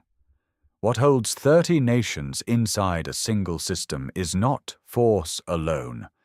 Garrisoning every province would consume the army entirely. It is the perception of inevitability, the sense that the administrative web extends everywhere and forgets nothing. The tablets keep their records. The inspectors keep riding. The empire, for now, keeps functioning. Below the administrative architecture, below the satrapal courts and the relay riders and the inspectors with their sealed credentials, the empire runs on something older and more fundamental. It runs on water. The Iranian plateau receives, on average, less than 250 millimeters of rain each year. Across its central basin, a vast interior depression ringed by the Zagros to the west, the Alborz to the north, and the ranges of Khorasan to the east, the surface is largely desert. Summers reach 50 degrees Celsius. Rivers that flow in spring vanish into gravel by July. Without intervention, the plateau cannot feed a civilization. The intervention that makes it possible is the Khanat. A Khanat begins not at the surface but beneath it. Engineers locate the water table at the base of a mountain or alluvial fan, sometimes 300 meters below the desert floor, and sink a mother well to confirm the source. From that point, they tunnel horizontally outward, following a precisely calculated gradient shallow enough to sustain flow, but steep enough to prevent stagnation. The tunnel may run for 30 kilometers before it surfaces at a garden outlet in the valley below. Along its length, vertical shafts are sunk every 20 to 50 meters, not for water extraction, but for ventilation, for the removal of excavated spoil, and for maintenance access. Seen from altitude, these shafts trace across the desert floor like a line of craters, perfectly spaced, stretching towards the horizon with the quiet regularity of a surveyor's calculation. The water that emerges at the outlet is cool, clean, and constant. It does not depend on seasonal rainfall. It does not evaporate in the summer heat because it travels underground, shielded from the sun for its entire journey. At the outlet, it feeds stone-lined channels that distribute flow across fields of wheat and barley, orchards of pomegranate and almond, gardens of grape and fig. The Khanat does not merely make agriculture possible in an arid landscape. It makes permanence possible. Villages cluster at Khanat outlets across the plateau, their mud brick walls the same ochre as the surrounding earth, their gardens a sudden, startling green against the pale desert. The farmers who work these fields occupy the base of the Achaemenid social order, but they are not slaves. The Persepolis fortification tablets record rations distributed to agricultural workers, grain, wine, and beer allocated by skill level and task, with women receiving equivalent rations to men performing equivalent work. The tablets record workers from dozens of ethnic backgrounds laboring alongside one another on the estates of the royal household.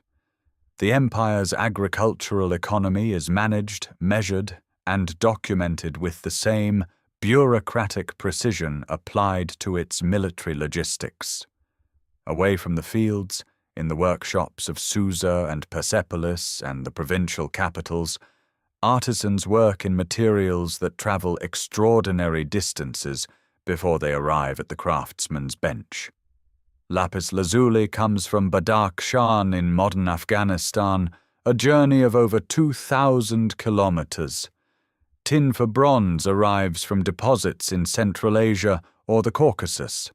Ivory reaches the plateau from India and from sub-Saharan Africa via Egypt. Cedar for roofing beams is felled in Lebanon and floated down the Euphrates. The Persepolis building inscriptions of Darius record this supply chain with explicit pride. Cedar from Lebanon, gold from Lydia and Bactria, silver and ebony from Egypt, lapis and carnelian from Sogdia, turquoise from Khorasan. The metal workers who shape this material into rhytons, armlets, and ceremonial vessels work in a tradition that synthesizes Elamite, Babylonian, and Scythian techniques. A gold armlet terminating in griffin heads, the eyes inlaid with turquoise, the feathers engraved in fine parallel lines, represents not a single craftsman's skill, but a network of knowledge accumulated across centuries and continents. The lost wax casting technique, the granulation of gold surfaces, the precise setting of inlaid stones. Each element carries its own lineage. The merchants who move goods between these nodes of production travel routes that the royal road formalizes but does not create. Caravan paths connecting the Iranian plateau to Mesopotamia, Anatolia, the Indus Valley, and the steppes of Central Asia predate the Achaemenid Empire by centuries. What the empire adds is security, documentation, and standardization.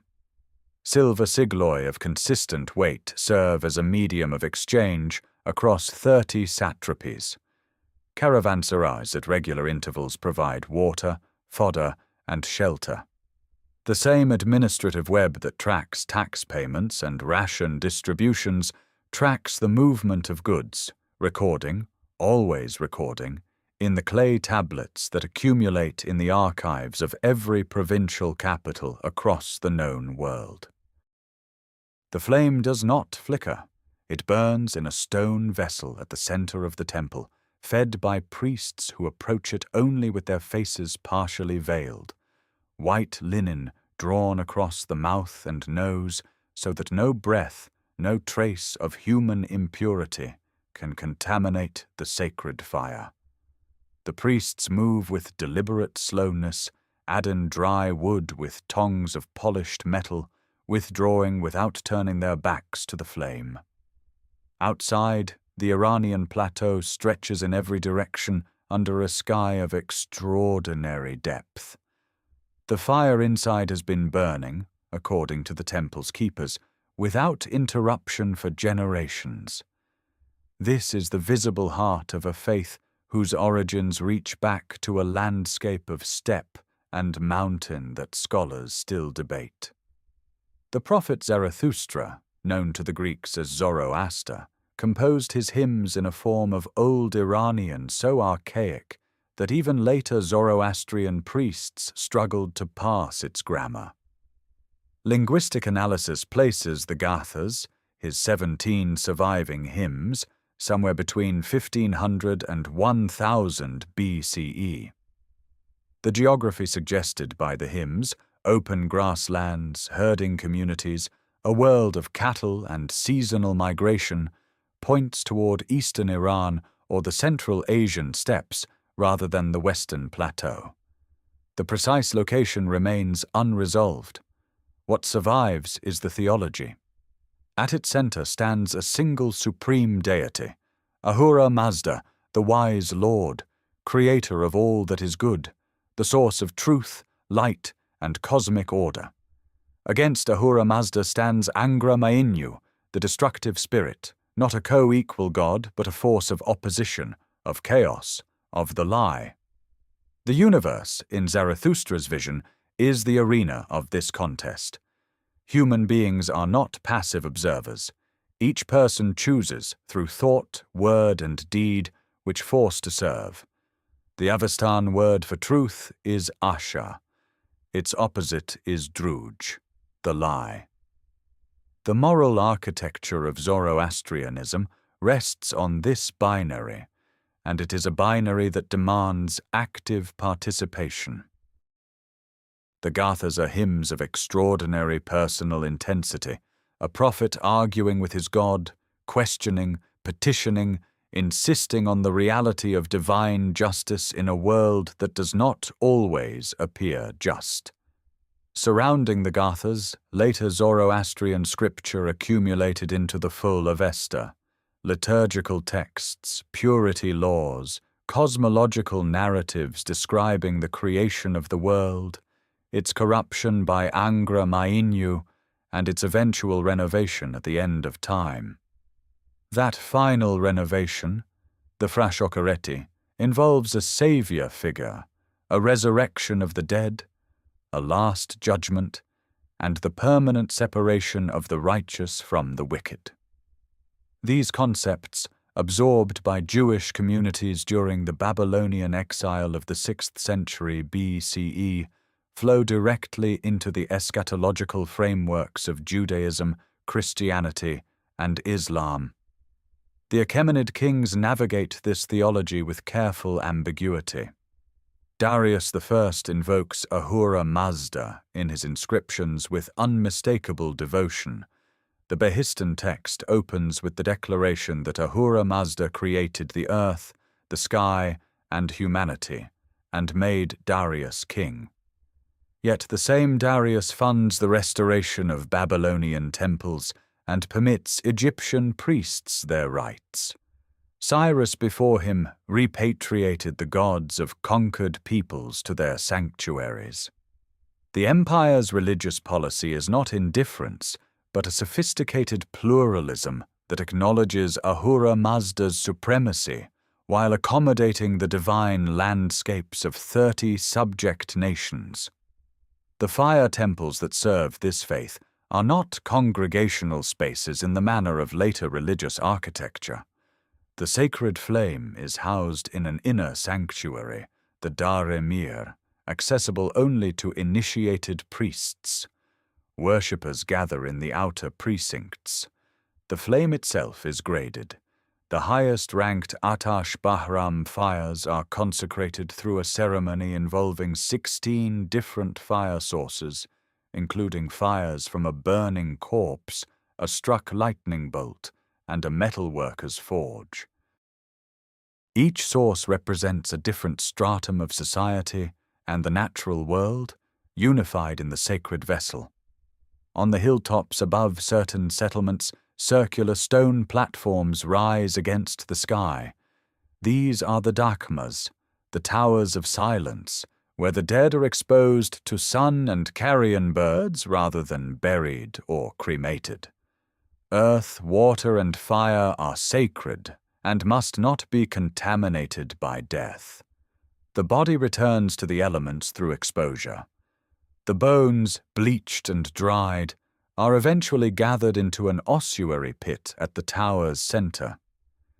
It is a theology that takes purity with absolute seriousness, that sees the material world as charged with moral meaning, that finds in the maintenance of a flame the most precise metaphor for the human obligation to sustain what is good against the entropy that perpetually threatens to extinguish it. The gold catches the light before anything else. A small chariot, 19 centimeters from the tips of its leading horses to the back of its axle, rests in the palm of an imagined hand. 4 horses stand in arrested motion, their legs extended in the stylized gallop that Achaemenid craftsmen inherited from Assyrian relief carvers and refined into something more precise, more controlled. The driver stands upright in the car behind them, his robes falling in shallow parallel folds.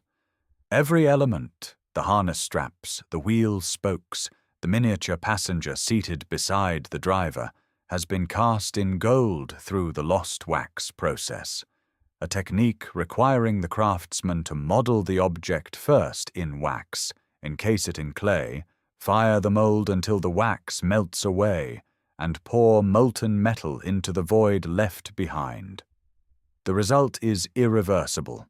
The mold must be broken to retrieve the object. Each piece exists only once. This chariot is part of the Oxus treasure, a collection of gold and silver objects discovered by chance near the Amu Darya River in 1877, now largely held in the British Museum. It represents the largest surviving body of Achaemenid goldwork in existence. The objects span the full period of Achaemenid rule: votive plaques, armlets, vessels, figurines, coins, and together they constitute something more than a treasury. They constitute a vocabulary. Achaemenid art is not decorative in the passive sense. It is a language of power, constructed deliberately from the visual traditions of every civilization the empire had absorbed. The armlets are among the most technically accomplished objects the ancient world produced. Each terminal takes the form of a griffin, the composite creature with an eagle's head and a lion's body that appears across Achaemenid art as a guardian of divine authority. The griffin heads are cast in gold, their eyes inlaid with turquoise, their feathers incised with a precision that suggests tools of extraordinary fineness. The turquoise comes from mines in Khorasan, in the empire's northeastern territories. The gold was extracted from river deposits in Lydia and Bactria. The craftsmen who made these objects worked in royal workshops, where Elamite, Babylonian, Greek, and Egyptian techniques converged under a single administrative system. At Susa, the glazed brick friezes that line the palace walls speak a related but distinct visual dialect. The frieze of archers, now in the Louvre, shows the royal bodyguard in profile, each figure rendered in polychrome glazed brick. Deep blue robes, yellow skin, white details, the whole surface fired to a gloss that has survived 25 centuries. The technique derives from Babylonian tradition, the same ceramic craft that produced the Ishtar Gate's lapis blue dragons. But the figures themselves are Persian, their pleated robes, their quivers, their formal spacing, and the combination produces something neither Babylonian nor purely Persian, but distinctly Achaemenid. At Persepolis, the synthesis reaches its most monumental expression. The eastern staircase of the Apadana Hall presents, in shallow limestone relief, 23 delegations from across the empire. The carving is not a record of a single event. It is a permanent statement about the nature of Achaemenid power, that it is universal, that it encompasses every people, that every tradition flows toward the King of Kings. The Lydians carry gold vessels, the Nubians lead an okapi, the Indians present jars of gold dust. Each delegation is separated from the next by a cypress tree, the Persian symbol of eternal life. The figures are individualized, their clothing, their offerings, their physical features differentiated with care, yet they move in the same direction, toward the same center. This is the deepest logic of Achaemenid aesthetics. The empire does not erase the traditions it absorbs, it arranges them. It gives them a common direction. The gold fish-shaped vessel from the Oxus treasure, its scales incised with a burin, its tail curving upward to form a handle, draws on Egyptian faience fish vessels and Mesopotamian metalwork simultaneously. The object is Persian, not because it rejects those traditions, but because it holds them together in a single form, cast once, irreversible, complete.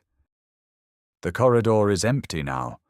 The same polished limestone floors that once carried the weight of tribute-bearers from 23 nations, the same cedar-paneled walls that absorbed the murmur of 1,000 administrative decisions, stand in a silence that feels less like peace than like aftermath. The Persepolis treasury relief still shows Darius on his throne, the royal footstool beneath his feet, the incense burner between him and his heir. The composition is perfect, controlled, eternal. What it cannot show is what happens when the heir becomes king, and the king becomes a target. In August 465 BCE, Xerxes I is murdered in his bedchamber. The killer is Artabanus, his chief vizier, the most powerful administrator in the empire. The method is intimate, the location inviolable in theory, and the speed of the conspiracy's unraveling almost immediate. Artabanus attempts to implicate the crown prince Darius, then moves to eliminate him. The younger prince Artaxerxes strikes first. Within weeks, Artabanus and his sons are dead, and Artaxerxes I sits on the throne of the King of Kings. The entire sequence, regicide, conspiracy, counter-coup, and consolidation, unfolds in less than a year. What changes is not the architecture of power, but its center of gravity. The Persepolis reliefs continue to show the immortals, the royal bodyguard, in their immaculate robes and quivers, their faces calm beneath their pleated headdresses. But the immortals answer to commanders, and commanders answer to factions, and factions answer to whoever controls access to the king. The court eunuchs who manage the royal household and control physical proximity to the monarch accumulate influence that no administrative title can fully measure. The satrapal nobility, enriched by generations of provincial revenue, grows increasingly capable of acting independently. Artaxerxes I reigns for 40 years, from 465 to 424 BCE, and his reign is not without achievement. He concludes the Peace of Callias with Athens circa 449 BCE, stabilizing the western frontier. He permits the Jewish leader Ezra to return to Jerusalem with a royal decree authorizing the restoration of temple practice, a continuation of the Achaemenid policy of religious accommodation that Cyrus had established. But his court is already a different organism than the one Darius built. The king governs through intermediaries whose loyalty is conditional and whose ambitions are structural. The decade following his death in 424 BCE compresses the logic of dynastic fragility into its purest form.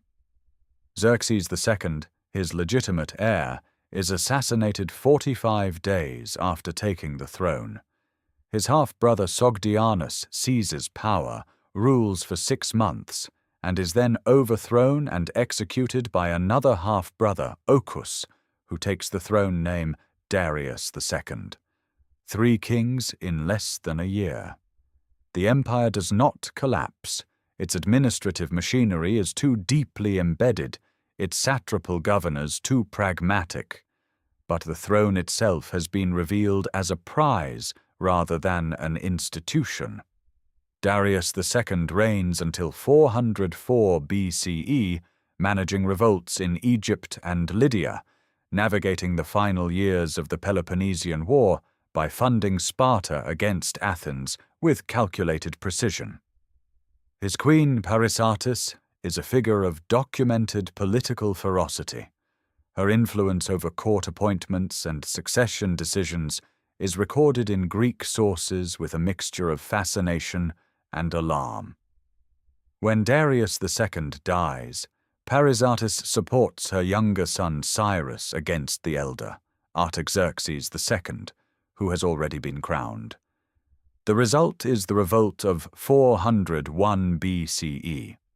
Cyrus the Younger assembles an army that includes 10,000 Greek mercenary hoplites and marches from Sardis toward Babylon. At Cunaxa, 70 kilometers north of the city, the two brothers meet in battle. Cyrus is killed in the fighting, reportedly charging directly at his brother. The Greek mercenaries, undefeated on their section of the field, find themselves stranded in the heart of the empire, their employer dead, their officers subsequently murdered at Apale. Their march home through Anatolia, recorded by the Athenian soldier Xenophon in the Anabasis, becomes one of antiquity's most vivid documents, and one of its most damaging testimonies to Persian imperial vulnerability. Artaxerxes II reigns for 46 years, the longest of any Achaemenid king. His court at Susa and Persepolis functions, the satrapies pay their tribute, the royal road carries its couriers. But the satrapal revolts of the 360s BCE, the so-called Great Satraps' Revolt, demonstrate that provincial governors now possess the resources and the confidence to challenge the center directly. The empire holds, but only just. The gold and limestone of Persepolis still gleam in the far's plain sunlight. The system built by Darius endures. What it can no longer guarantee is the unbroken line of authority that once ran from the King of Kings outward to every corner of the known world. The cracks in the Achaemenid system do not wait for a conqueror. They widen on their own, through the slow pressure of decades, satrapal ambition, court paralysis, the gradual erosion of the authority that once radiated outward from Persepolis without question. When Alexander III of Macedon crosses the Hellespont in the spring of 334 BCE, he does not encounter a unified empire at the height of its power. He encounters a system already straining under its own weight. His army numbers approximately 37,000, Macedonian heavy infantry in the phalanx formation, companion cavalry in wedge formations, Greek allied troops, siege engineers. Against the full resources of an empire governing 44% of the world's population, this force appears almost absurdly small. But the first engagement, at the Granicus River in northwestern Anatolia in May 334 BCE, demonstrates what the Achaemenid system can no longer reliably produce: coordinated response. The Persian satrapal cavalry, positioned on the far bank, is broken by Alexander's direct charge across the river. The western satrapies begin to fall within months. At Issus in November 333 BCE, the Persian king Darius III commands the field in person. The battle is fought on a narrow coastal plain between the Amanus Mountains and the Mediterranean, terrain that compresses the Persian numerical advantage and allows the Macedonian phalanx to function at its most lethal. Darius's center collapses under Alexander's direct assault. The king flees, abandoning his mother, wife, and daughters in the royal camp. The royal family is captured intact. The psychological damage to Persian imperial authority is irreversible. Gaugamela, fought on the open plains of northern Mesopotamia in October 331 BCE, is Darius's attempt to reverse the verdict of Issus on terrain of his own choosing. The Persian army deploys war chariots fitted with scythe blades on their wheels, and cavalry formations stretching far beyond the Macedonian flanks. The battle lasts most of a day. When Alexander drives his companion cavalry through a gap in the Persian center and turns toward Darius, the king flees a second time. The Achaemenid Empire, as a functioning military organism, ceases to exist on that plain.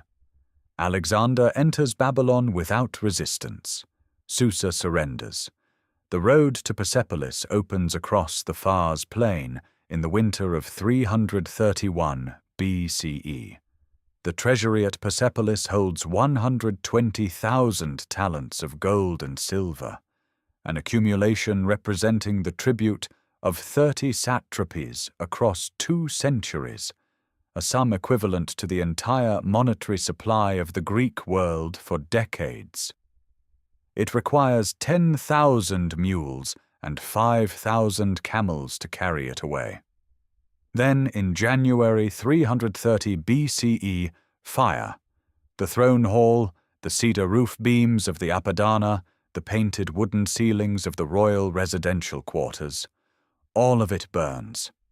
Archaeologists excavating the throne hall in the 20th century find the evidence preserved in the destruction itself. Charred cedar beams collapsed across the floor, melted gold and silver objects fused into the ash layer, the limestone columns standing above the ruin, their surfaces heat-fractured but unbroken. Whether the burning is deliberate policy, revenge for Xerxes' destruction of Athens in 480 BCE, or the consequence of a night of celebration that escaped control, the ancient sources disagree. The ash layer does not. Darius III does not survive to witness the aftermath. Fleeing eastward through the summer of 330 BCE, he is overtaken by his own satrap Bessus of Bactria, who stabs him and leaves him dying on the road near modern Damgan. Alexander, arriving shortly after, finds the king already dead. The Achaemenid line, from Cyrus through Cambyses, Darius I, Xerxes, and the long succession of Artaxerxes' kings, ends not in battle, but in betrayal, on a dusty road in the Iranian interior, far from the polished limestone of Persepolis and the carved delegations of the Apadana staircase. The fire on the Fars plain still smoulders, the columns still stand. The dust settles slowly on the Iranian plateau. The columns of Persepolis still stand, blackened at their bases. The carved tribute-bearers of the Apadana staircase still facing each other across the polished stone in their eternal procession. But the king who commissioned them is gone, and the world that produced them is being remade by men who grew up speaking Greek. Alexander does not live to consolidate what he has taken.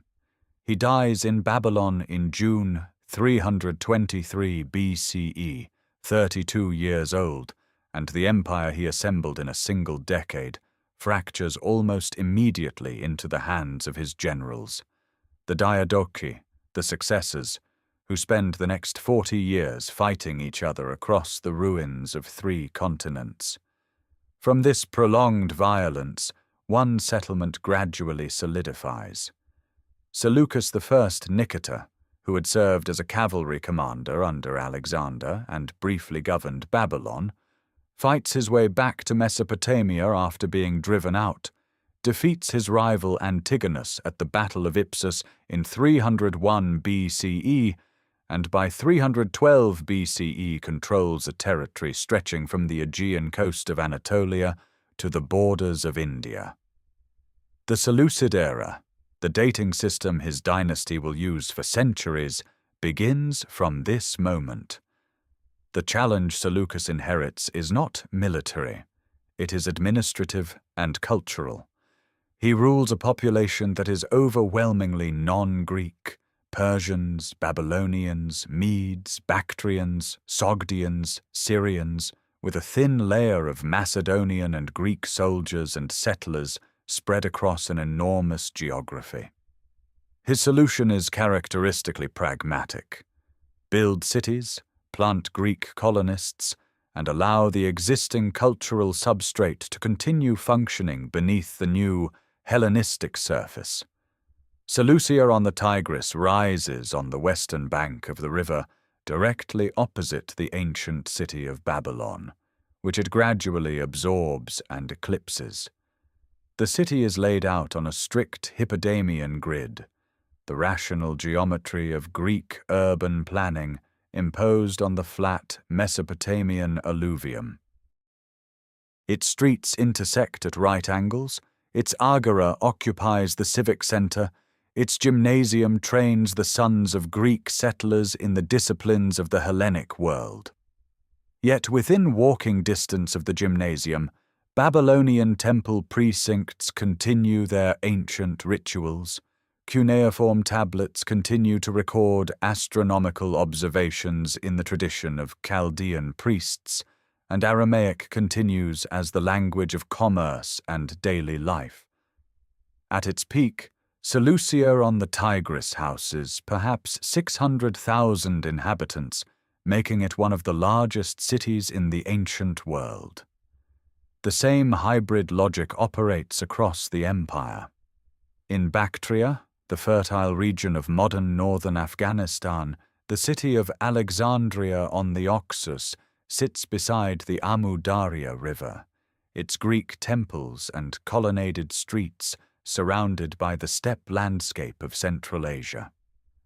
Zoroastrian fire temples continue burning in the Iranian highlands, their priests maintaining the sacred flame with the same white linen protocols observed for centuries, indifferent to the change of dynasty above them.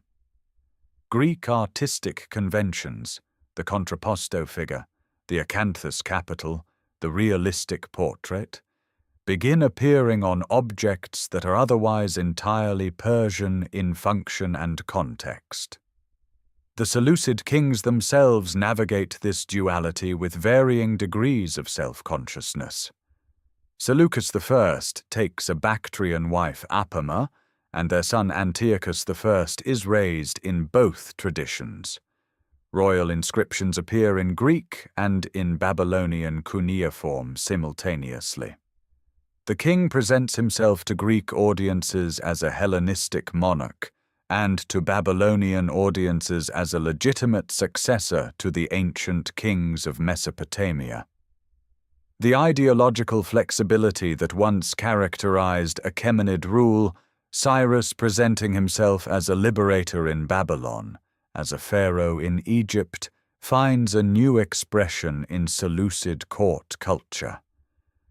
But the empire is too large and too diverse to hold. From the east, the Pani tribe under Arsaces I begins, pressing into the satrapy of Parthia circa 247 BCE, exploiting a moment of Seleucid dynastic crisis. From the west, Rome is rising. The hybrid world the Seleucids constructed, Greek reason laid over Persian memory, Babylonian astronomy beneath Macedonian cavalry, begins its long dissolution. The Iranian plateau waits, as it has always waited, for the next dynasty to emerge from its own interior and reclaim what was taken. The plateau does not forget.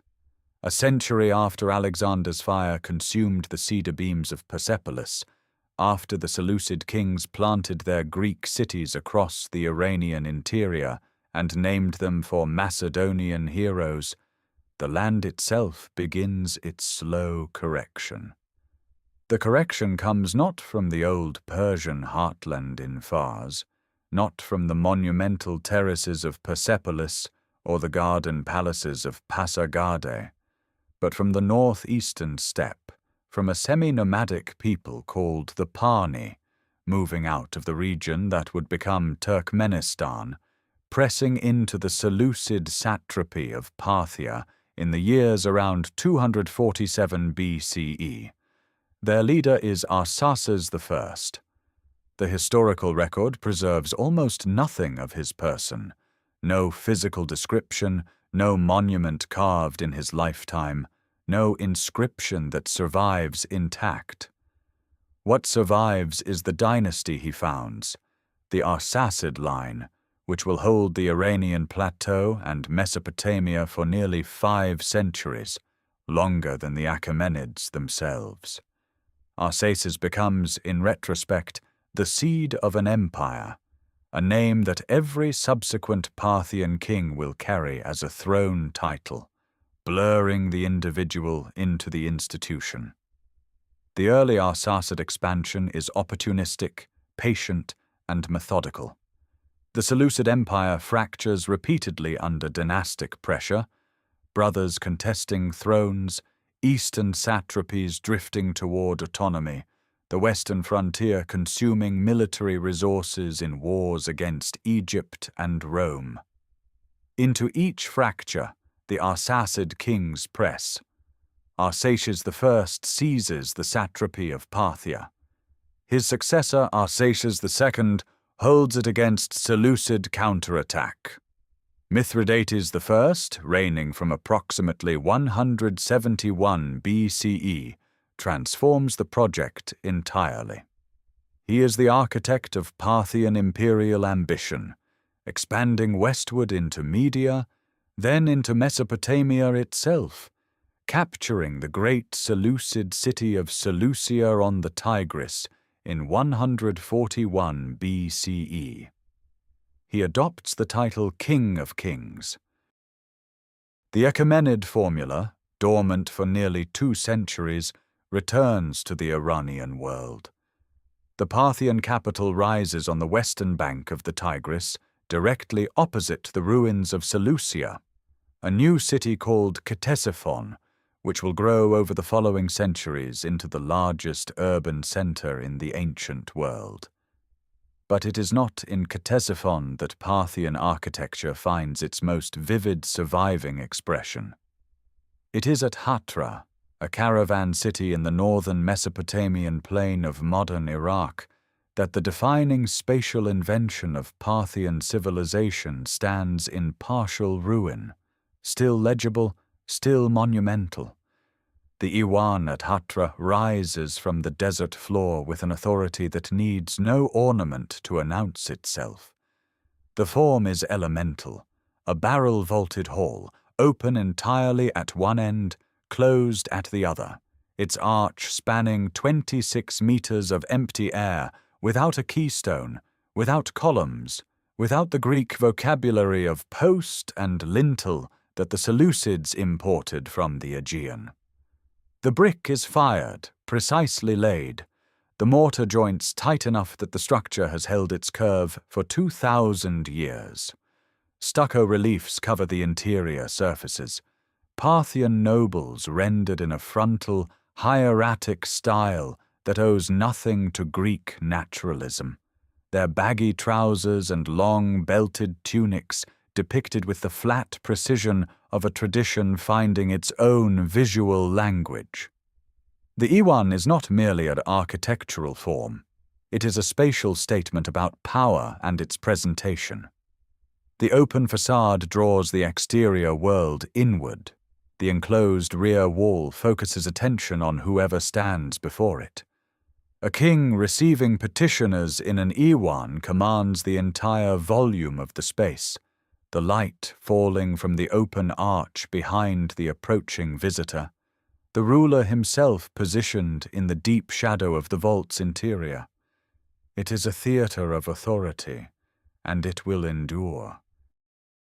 The Iwan passes from Parthian Hatra into Sasanian palace design, from Sasanian palaces into early Islamic mosque architecture, from there into the great madrasas of Central Asia and the Mughal courts of India.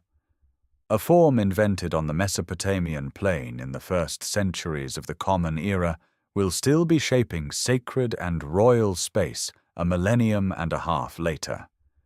The Parthian military system generates its own lasting inheritance.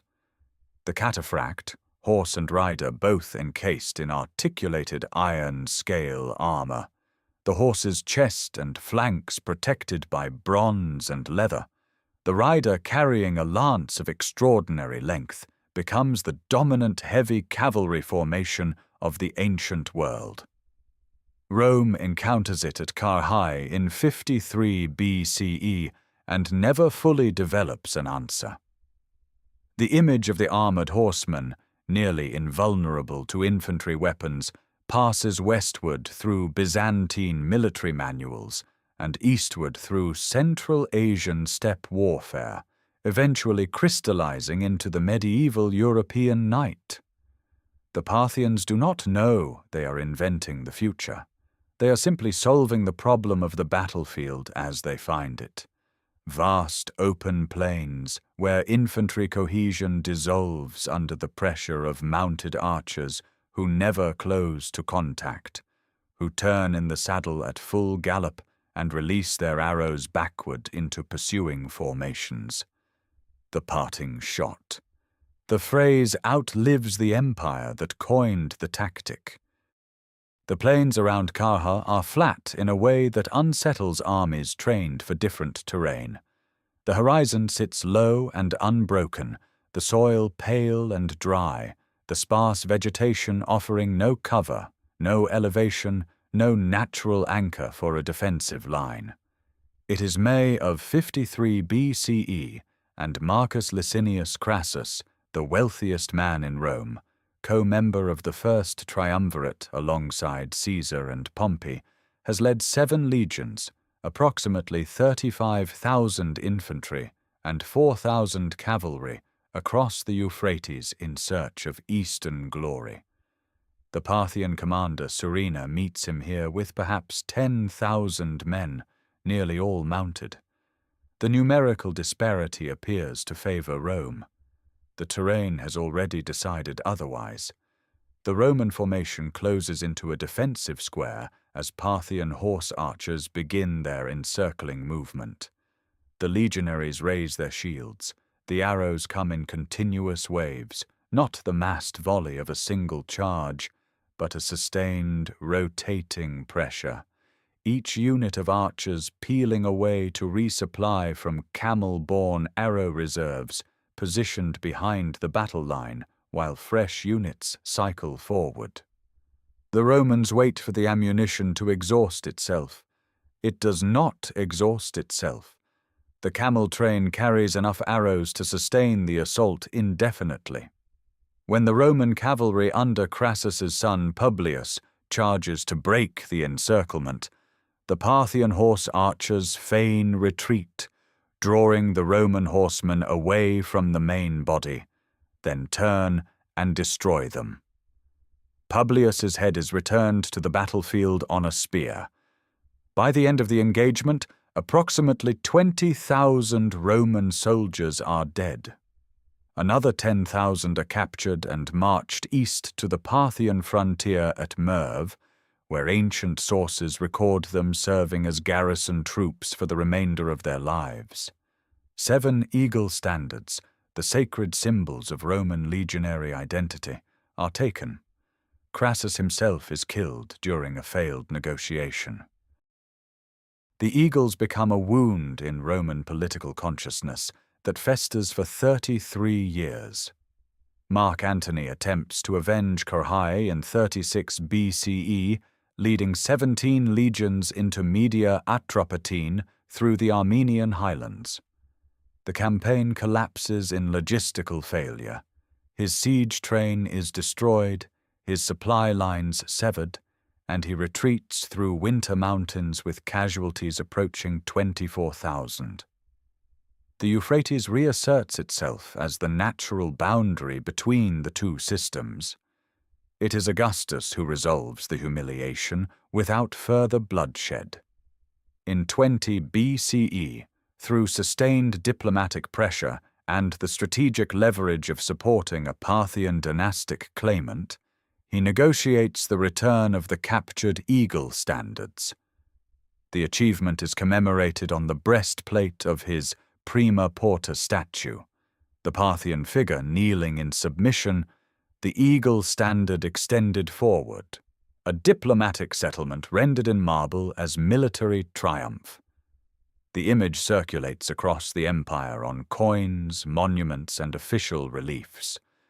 The reality is a negotiated equilibrium between two powers, neither of whom can decisively defeat the other. Trajan tests this equilibrium in 114 CE, driving deep into Parthian territory, capturing Ctesiphon, and briefly reaching the Persian Gulf, the furthest east any Roman emperor would ever campaign. He watches a merchant ship departing for India and reportedly laments that he is too old to follow Alexander's path. His successor Hadrian immediately abandons the conquests, withdrawing to the Euphrates line. The river holds. For 3 centuries, the two empires negotiate, trade, exchange ambassadors, and periodically exhaust themselves in inconclusive border wars. The Silk Road flows between them, carrying Chinese goods westward and Roman gold eastward, both empires taxing the transit and neither able to monopolize it. By 217 CE, the Roman Emperor Caracalla is dead, killed by his own soldiers near Carrhae, on the same plain where Crassus fell, and the Parthian king Artabanus IV extracts a substantial indemnity from Rome to end yet another inconclusive campaign. The stalemate has become the permanent condition of the ancient world's western edge. The stalemate does not last. It never does, when the pressure builds not from outside an empire, but from within its oldest heartland. In the Fars region of southwestern Iran, the original Persian homeland, the same upland plateau where Cyrus II had once ruled as a local king before swallowing the known world. A dynasty of temple administrators has been accumulating power for generations. The Sassanians trace their lineage to Sassan, a keeper of the fire temple at Istaka, the city that grew near the ruins of Persepolis. Whether this priestly ancestry is historical or constructed for legitimacy, the effect is the same. The family carries the weight of sacred authority alongside its growing military strength. Ardashir I, grandson of Sassan, begins his rise as a local governor under Parthian suzerainty. By the early 3rd century CE, he has consolidated control over Fars province, defeated neighboring Parthian vassals, and positioned himself as something more than a regional strongman. He is, in his own presentation, the restorer of a tradition, the heir to an imperial identity that the Arsacid Parthians, with their nomadic origins and their tolerance for decentralized power, had never fully claimed. The confrontation between Ardashir and the Parthian king Artabanus IV, the same ruler who extracted an indemnity from Rome in 217 CE, comes at the Battle of Hormozgan in April 224 CE. The exact location remains debated, but the outcome does not. Artabanus IV is killed in the fighting. The Arsacid dynasty, which had governed the Iranian plateau and Mesopotamia for nearly 5 centuries, ends on that battlefield. Ardashir rides north to Ctesiphon, the great capital on the Tigris, and assumes the title Shahanshah, King of Kings, the ancient Achaemenid formula deliberately resurrected. What follows is not simply a change of dynasty. It is a conscious act of civilizational reconstruction. Ardashir and his successors understand that legitimacy requires more than military victory. It requires a story, a continuous narrative connecting the new rulers to the deepest roots of Persian identity. The rock face at Nakhchi Rostam, in the hills above Persepolis, already carries that story in stone.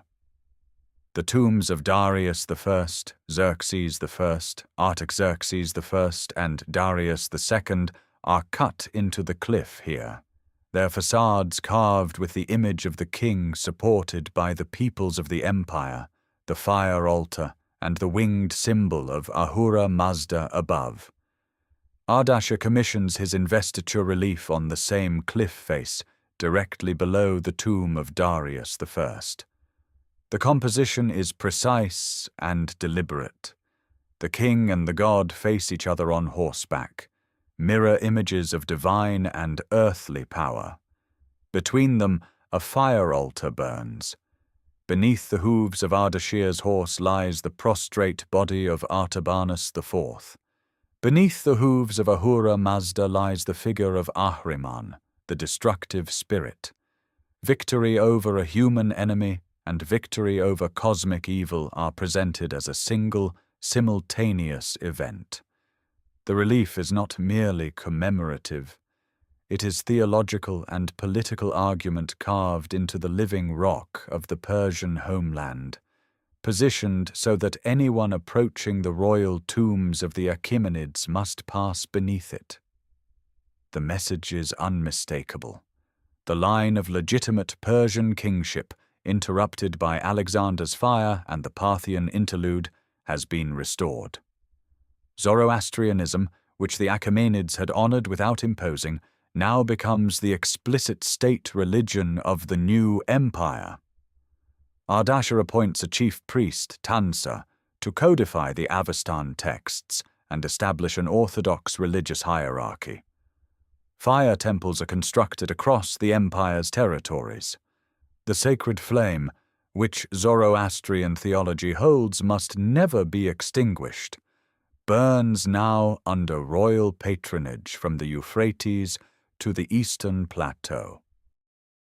The administrative machinery Ardashir builds draws on Parthian precedent while reaching further back toward Achaemenid models of centralized authority. The empire is divided into provinces governed by members of the royal family and high nobility.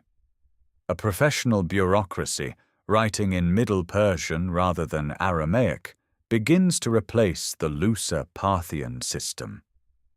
The Sassanid Empire that emerges from these first decades is leaner, more ideologically coherent, and more deliberately Persian than anything the Arsacids had constructed.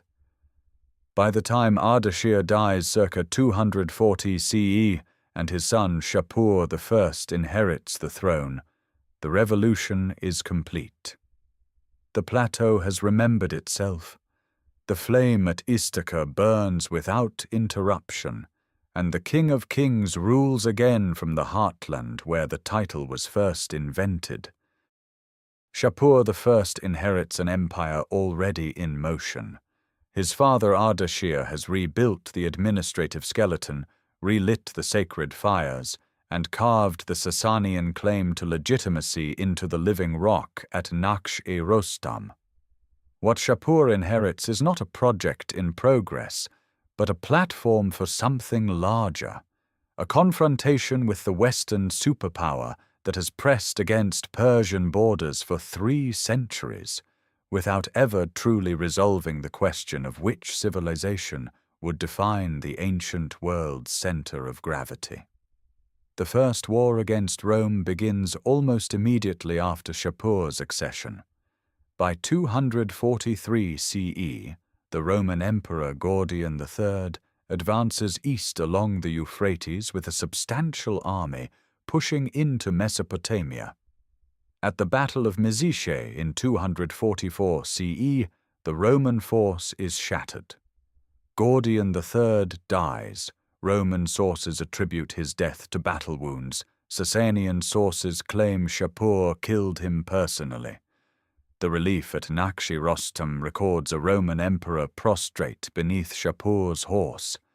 Philip the Arab, who succeeds Gordian, negotiates a peace that costs Rome 500,000 gold denarii and the formal acknowledgement of Sasanian control over Armenia and Mesopotamia. Shapur commemorates the moment not in text alone, but in stone, at a scale designed to outlast every treaty and every dynasty. The Second War follows at the 250s CE as Shapur pushes deep into Roman Syria, sacking Antioch on the Orontes, one of the empire's greatest cities, and carrying its population east to new settlements in Khuzestan. The displacement is deliberate and systematic. Skilled craftsmen, engineers, and laborers are resettled not as slaves in the ancient sense, but as a transferred workforce, assigned to construction projects that will reshape the Persian landscape. The city of Bishapur, founded by Shapur in the Shapur River Valley in Fars province, rises partly through their labor. A planned royal city of colonnaded streets, a great temple, and a palace decorated with Roman-style mosaic floors depicting Sasanian court scenes, the two visual traditions fused in a single pavement. Then comes 260 CE. The Roman Emperor Valerian marches east with an army estimated at 70,000 men to relieve the besieged city of Edessa in modern southeastern Turkey. What follows is debated in its tactical details, but not in its outcome. The Roman force is encircled, its supply lines severed, its soldiers weakened by plague. Valerian himself is taken, not killed in battle, not ransomed, but captured alive. No Roman emperor had ever been taken prisoner by a foreign enemy. The psychological shock reverberates across the Mediterranean world for generations. Shapur's response is architectural and monumental. At Nakshi Rostam, cut directly into the cliff face below the tomb of Darius I, the investiture relief of Ardashir is now joined by a new panel, Shapur on his great horse Shabdiz, towering above two Roman figures. Valerian grasps the king's stirrup in the gesture of submission. Philip the Arab kneels in the foreground. The Roman dead lie scattered beneath the hooves.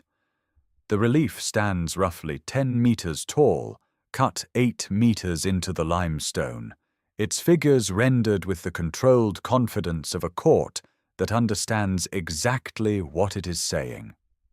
At Bishapur, 5 additional rock reliefs repeat and amplify the same triumph across different panels, each composition slightly varied, the cumulative effect overwhelming.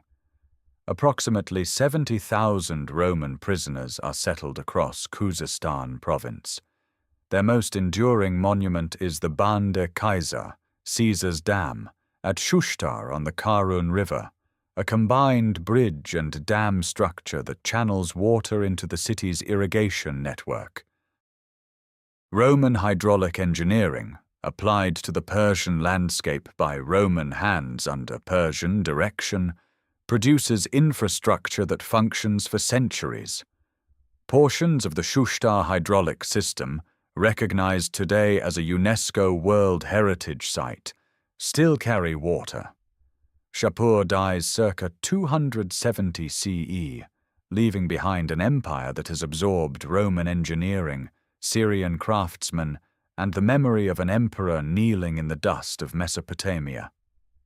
The plateau has not merely defended itself, it has demonstrated in stone and in captive labor and in the humbled figure of Valerian frozen forever at Nakshi Rostam, that the Persian world possesses a gravitational force of its own, one that no Western army, however disciplined, has yet found a way to permanently overcome. The Tigris moves south through the Mesopotamian plain with the unhurried authority of a river that has watched empires rise and dissolve along its banks for 4,000 years. On its western shore, roughly 30 kilometers south of modern Baghdad, the ground still holds the ghost of a city that was once the largest on earth. Ctesiphon, Sasanian capital, seat of the King of Kings, crossroads of the ancient world, reaches its full dimensions across 3 centuries of continuous construction, absorbing the older Parthian foundations beneath it, and building upward with a confidence that only a civilization certain of its permanence can sustain. The city does not announce itself gradually. The Ta Khasra does. The great arch rises from the plain without preamble, a single parabolic vault of fired brick spanning 26 meters and climbing 37 meters above the palace floor, the largest unreinforced brick arch ever constructed in the ancient or medieval world. Its facade stretches 110 meters wide, organized into registers of blind arcading, each niche framed in molded brick that catches the low Mesopotamian light and throws long shadows across the surface. Completed under Khosrow I circa 540 CE, the arch serves as the entrance to the royal audience hall, the Iwani Kisra, where the Sasanian king receives ambassadors, dispenses justice, and performs the ceremonial functions that sustain the ideology of divine kingship. The throne room behind it reportedly houses the famous Takhti Takhdis, the celestial throne, suspended by chains from the vaulted ceiling above a representation of the cosmos in silk and precious stone. At its peak, Ctesiphon holds perhaps 500,000 inhabitants, a figure that places it alongside or ahead of Constantinople and well beyond Rome in its final centuries.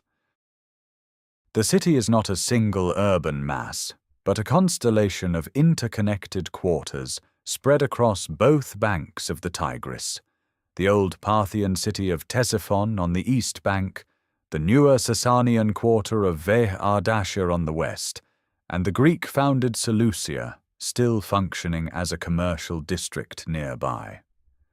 Between them, pontoon bridges carry the continuous traffic of a metropolis that draws merchants, diplomats, craftsmen, and scholars from every direction the ancient world can reach. The bazaars along the riverfront carry goods that trace the full extent of Sasanian commercial reach, Chinese silk arriving overland through Sogdia, Indian spices and cotton moving up the Persian Gulf, Byzantine glassware and Syrian metalwork coming east along the Euphrates corridor. The city's warehouses and caravanserais process a volume of trade that makes Ctesiphon the commercial pivot between the Mediterranean world and Central Asia. Silver Sasanian dirhams, stamped with the king's crowned profile and a Zoroastrian fire altar on the reverse, circulate from the steppes of Central Asia to the markets of East Africa.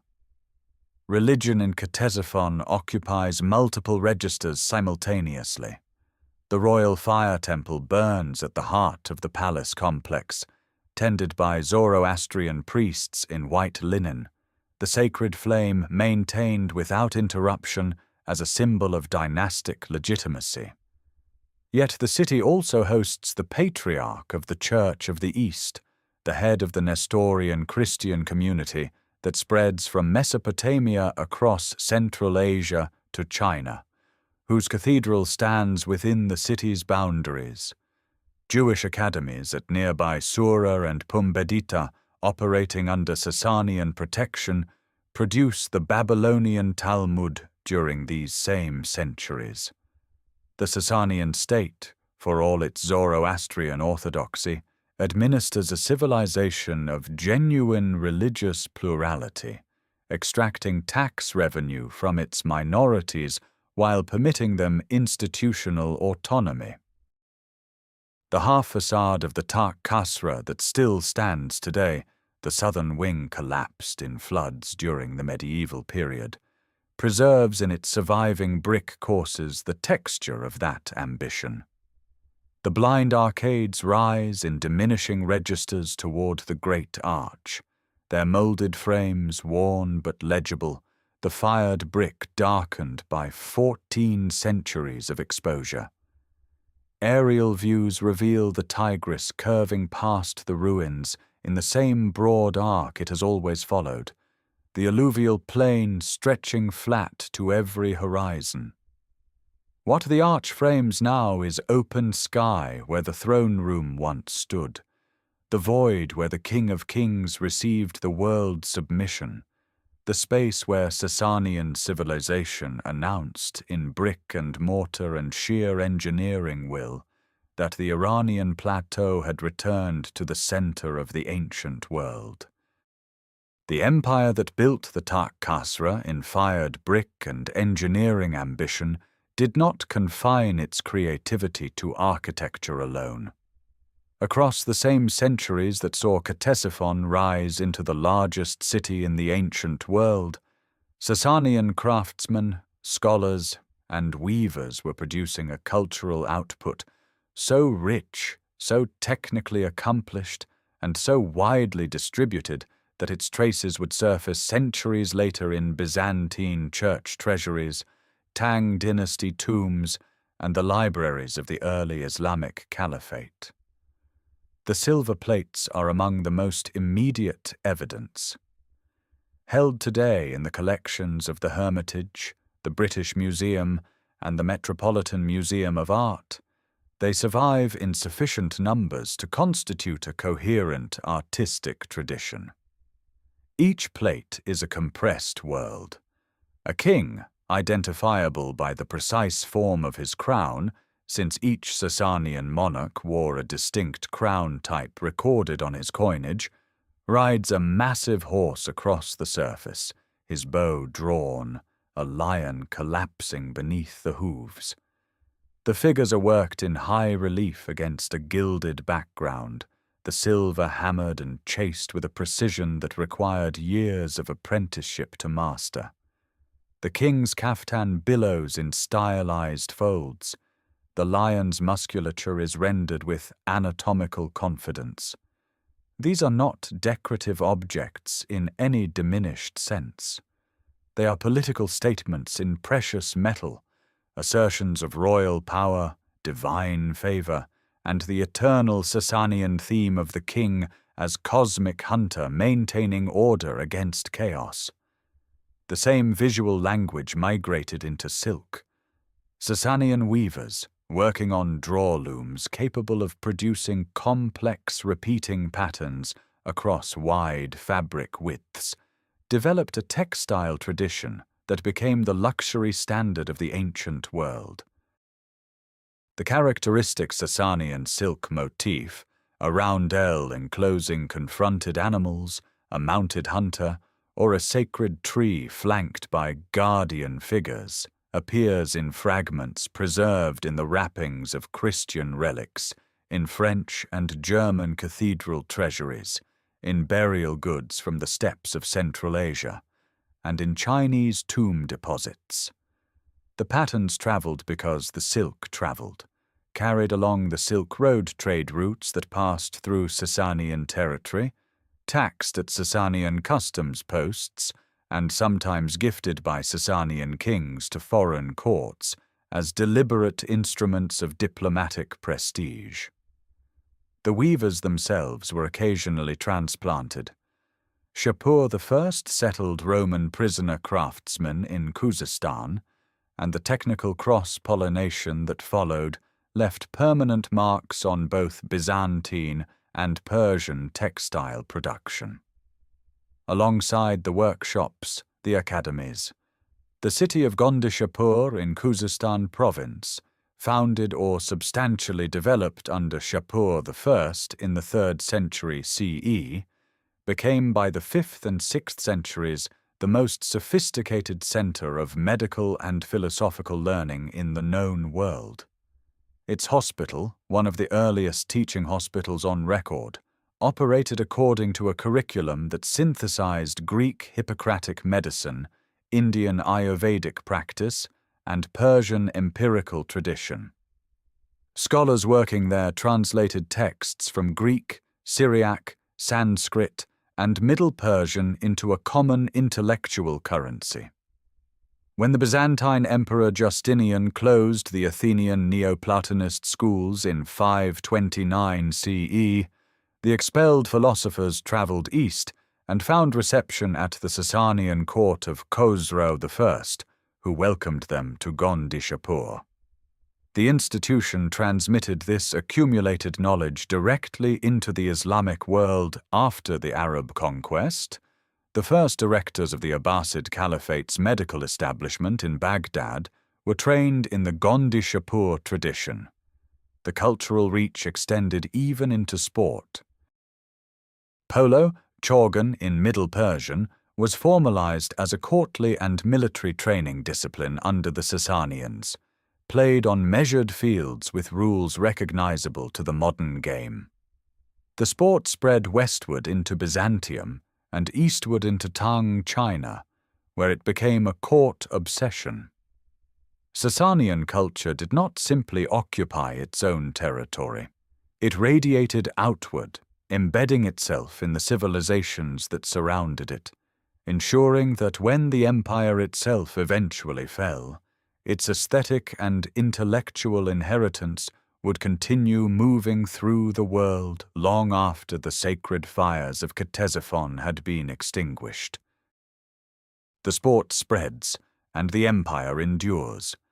But it is the reign of one king above all others that the Sasanian tradition would remember as its fullest expression.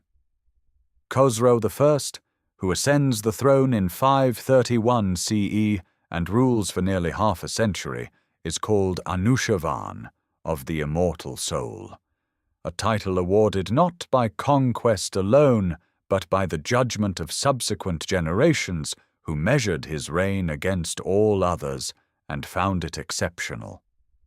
The inheritance he receives is troubled.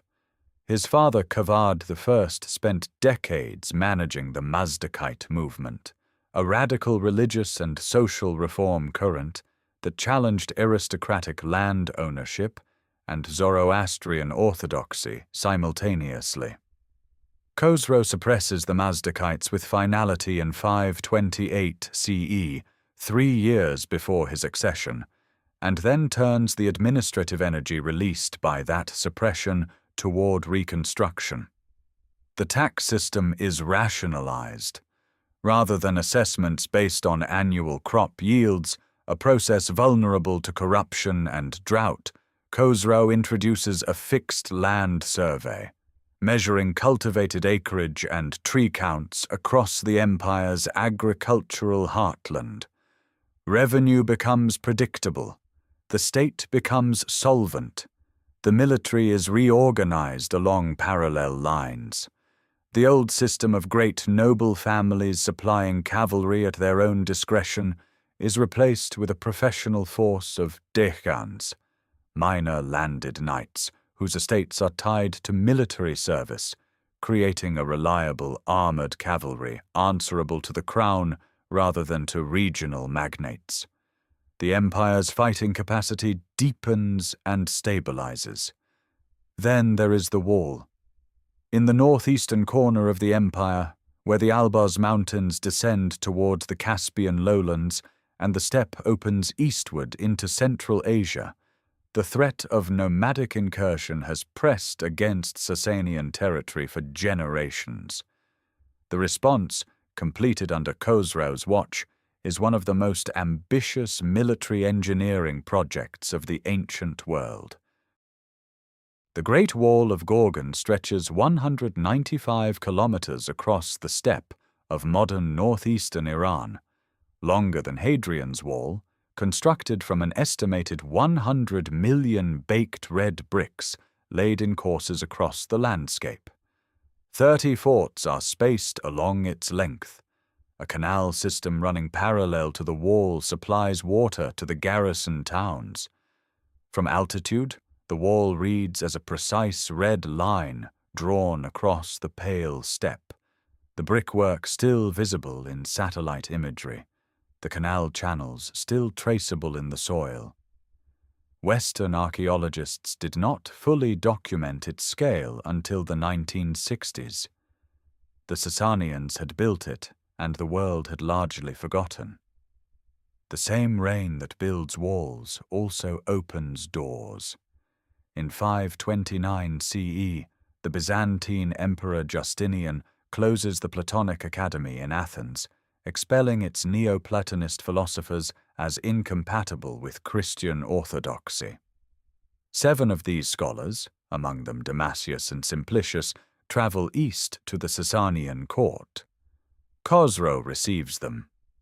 He is, by multiple accounts, genuinely interested in philosophy, in the questions of justice and governance that Greek thought had been turning over for 1,000 years.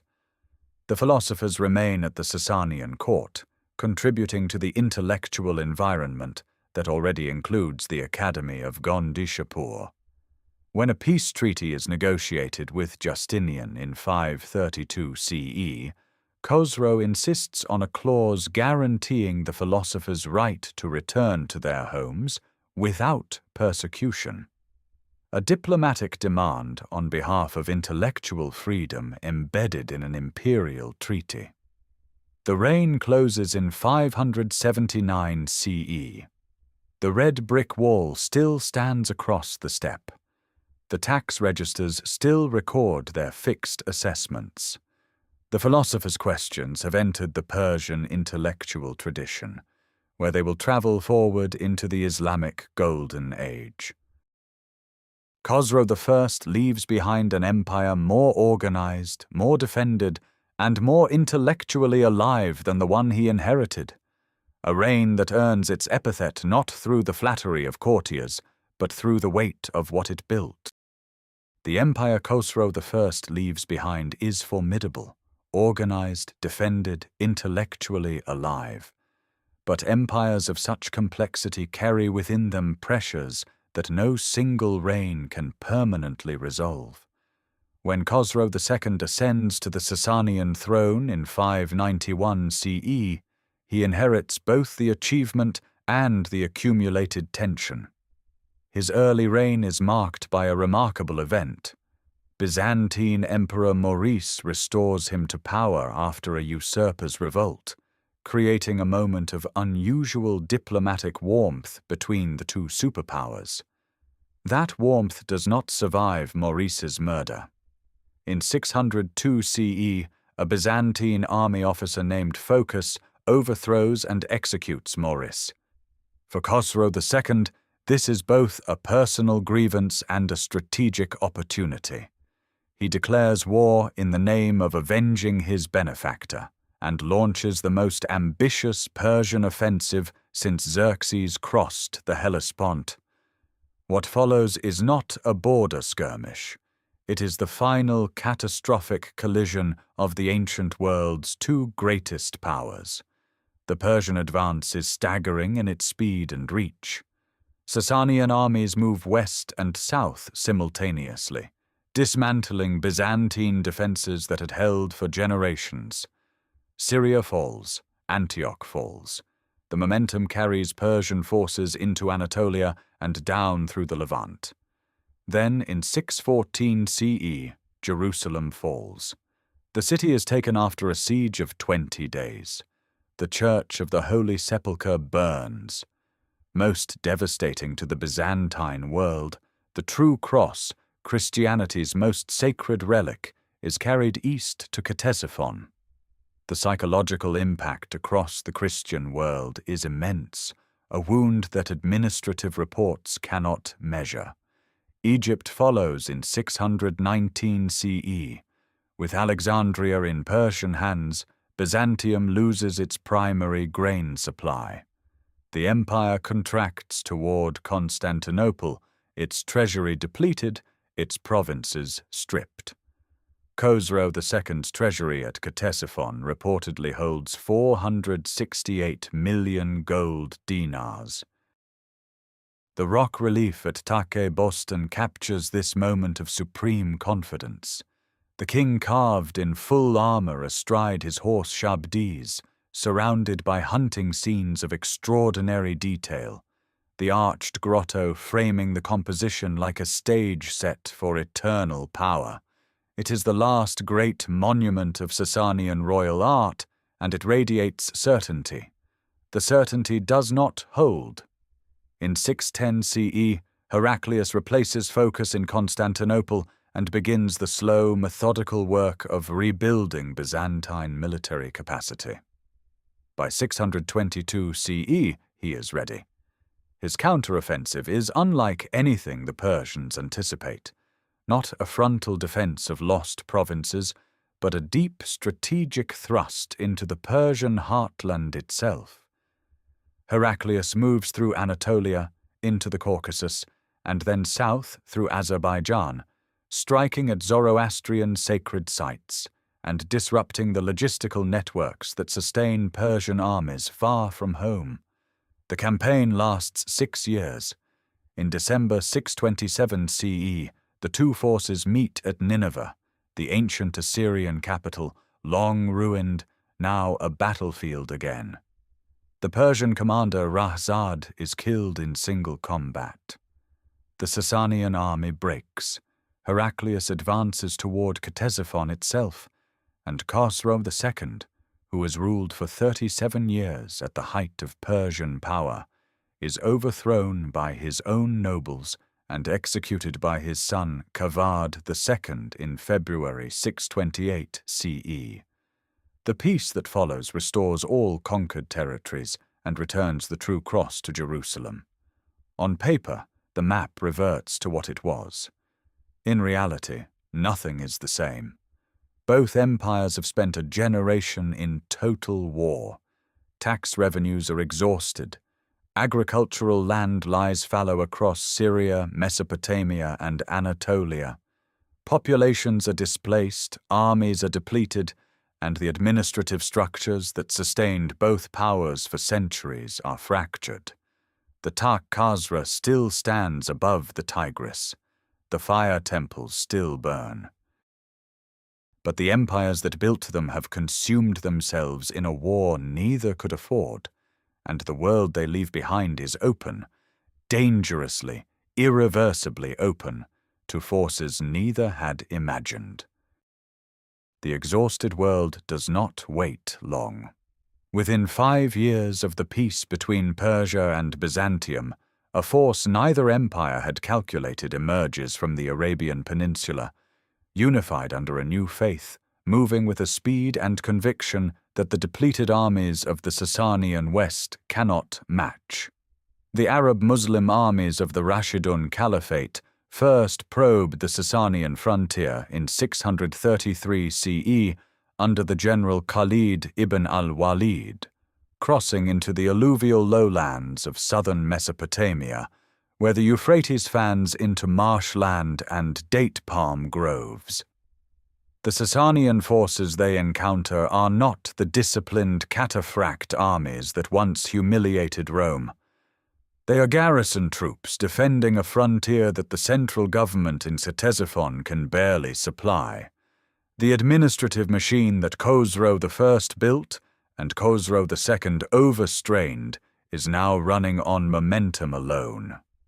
The decisive engagement comes at Al-Qadisiyah in 636 CE, on the flat plain west of the Euphrates near the ancient city of Hira. The Sasanian commander Rostam Farrokhzad assembles a substantial force. Ancient sources claim 100,000 men.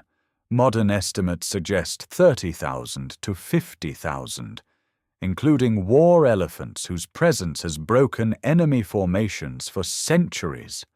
The Arab army under Sa'd ibn Abi Waqqas numbers perhaps 30,000. The battle lasts 3 days. On the final day, a sandstorm blows from the west into Sasanian faces. Rostam is killed. The Sasanian line collapses. The road to Ctesiphon lies open. The Arab forces cross the Tigris and enter the Sasanian capital in 637 CE. What they find staggers the imagination of men who have grown up in the arid simplicity of the Arabian Peninsula. The palace complex of the Tark Khazra rises before them, its great arch spanning the void above the throne room, its walls hung with silk tapestries, its floors inlaid with colored stone. The treasury holds quantities of gold, silver, and precious goods accumulated across 4 centuries of Sasanian rule. Among the treasures is the legendary royal carpet known as the Spring of Khosrow, reportedly 27 meters square, woven with gold thread, its surface set with gemstones arranged to represent a formal garden in full bloom, with streams of pearl and pathways of gold thread between flower beds of ruby and emerald. It is cut into pieces and distributed among the warriors. The fragments sold separately are said to have been worth millions of dirhams. In the treasury, soldiers encounter blocks of white camphor, a substance unknown in Arabia, used in Sasanian perfumery and ritual, and mistaking it for salt, season their food with it. The story passes into Arabic historical literature as an emblem of the cultural distance between the conquerors and the world they have entered. The last Sasanian king, Yazdegerd III, flees eastward, first to Ctesiphon, then to Khuzestan, then to the Iranian plateau, gathering support that never materializes into a decisive counterforce. The Battle of Nahavand in 642 CE, fought in the Zagros foothills near the ancient Median capital of Ecbatana, breaks the final organized Sasanian resistance. Arab armies call it the victory of victories. Yazdegerd retreats further east through the plateau, through Khorasan, toward the margins of the empire his ancestors built. In 651 CE, near the city of Merv in modern Turkmenistan, he is murdered by a local miller, according to the sources, and the Sasanian dynasty ends not with a final battle, but with an anonymous killing in a distant province. The fire temples fall silent across Mesopotamia. The administrative archives of 3 centuries are scattered. The Tak Kasra stands above the Tigris, stripped of its furnishings, its throne room open to the sky. The ancient world that produced Cyrus and Darius, Ardashir and Shapur has reached its final boundary. But the civilization it carried, the language, the theology, the administrative genius, the artistic tradition, does not vanish with the dynasty. It waits, embedded in the land and the people, for the transformation that is already beginning. The transformation begins quietly, in the offices of the conquerors. Arab armies have swept across the plateau, but the machinery of governance, the tax registers, the postal routes, the irrigation schedules, the grain assessments, remains incomprehensible without the men who built it. Persian administrators, trained across generations in the Sasanian bureaucratic tradition, find themselves indispensable to the new rulers. They convert, adopt Arabic names, and continue their work. The empire changes its theology and its dynasty. Its administrative skeleton does not change at all. Under the Umayyad Caliphate, centered at Damascus from 661 CE, this arrangement holds in uneasy tension. Arab tribal identity remains the dominant currency of power, but the Persian East, Khorasan, Transoxiana, the old Sasanian heartland, chafes under a system that reserves privilege for Arab lineage. The resentment accumulates across decades, finding its outlet in the Abbasid Revolution of 750 CE. The armies that overthrow the Umayyads march primarily from Khorasan. Their commanders carry Arab names and Persian instincts. When the Abbasid Caliph al-Mansur founds his new capital in 762 CE, he builds it on the Tigris, 40 kilometers north of the ruins of Ctesiphon.